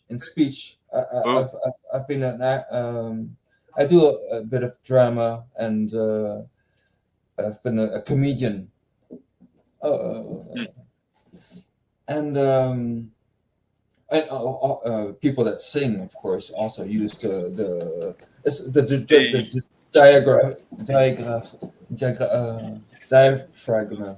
diaphragm, whatever the word is. I'm sorry, I'm more used to speaking French. Right. But as I've said, I have the double influence of being in the Rudolf Steiner school in my childhood, and I've been raised in an ashram a Sikh, a 3HO ashram, like the Sikhs. But my parents were from Holland, and they became Sikhs as a way of how do you say, a way of life, hygiene in a comment dire, in French it would be hygiène de vie. So it's funny that Oscar came out with the Wim Hof resistance to, because just before he brought it up, I was thinking about, oh yeah, it reminds me about the cold showers, because since their childhood and until now I've been vegetarian, and each morning I take my cold shower, and it's like the resilience, how you're going through this difficult moment, because what's coming afterwards it's very pleasant. Yeah, it's the best for you. But just it's having like this working view, out. it's the view of the cycle, the whole cycle, that makes you grow faith in doing things that seemingly are difficult and not very comfortable, but in the long term, you could see that it's for a very good specific reason for you to grow and build. Yeah, Hey, that's Oscar, why. he's gone. I mean, it's just the two of us. He should be returning soon. Hey, I mean, if you go for a little longer, we could probably beat. Do you watch Grand Theft World? They do 7 hours. I might have to. Yeah, Richard Grove. You know Richard Grove? I'm No. sure you heard of them. Sure, Mark Passio, they're related. I mean, they know each other. Mark Passio and Richard Grove. You know it's called the autonomous course. I Maybe you don't should know take that. that. Oh, you should check him out. You're in the States. If I were in the States, I'm in France now. But if I were in the States, I would definitely reach out to Richard Grove. Richard Grove. Okay. He has a very forensic approach to history as well. I mean, he's multitasked. Hey. Incredible. Hey. You're back. What I happened there, man? apologize. My computer overheated. I was had to just restart telling it. him, if we're going longer, it's going to be even longer than Grand Theft World. You know them? Yeah, I love Richard Grove. He's super cool. History, so it doesn't repeat. That's how I learned from him. He's really cool. Back in the we're cycle. going for a world record over here. This is definitely the record for Europa Natural Law Forum, and when it comes to rhythm, even this show, it might come to a pause or even end. Not like this episode particularly, but I'm talking about the forum. Like all organizations have to go rise and fall, and nothing lasts forever. Right. One thing I've learned is that one of the things that makes organizations or groups last for a long time and be very effective is when they sing together, is when they have a routine of singing together in the morning. So for us, that's the intro and outro that Nemo made, right? Really? Europa. Really quickly, when I have my mic unmuted, do you get a feedback loop? No? Okay, just making sure. But thanks for sticking out, and I think for me at least, I'm ready to say bye-bye. What are you guys saying? Are you up for it? Yeah, let's do it. It's All right. the end of the cycle. So we're singing together. Let's go. Yeah. Europa. Natural law. Natural law. Hey, have a good one. You too.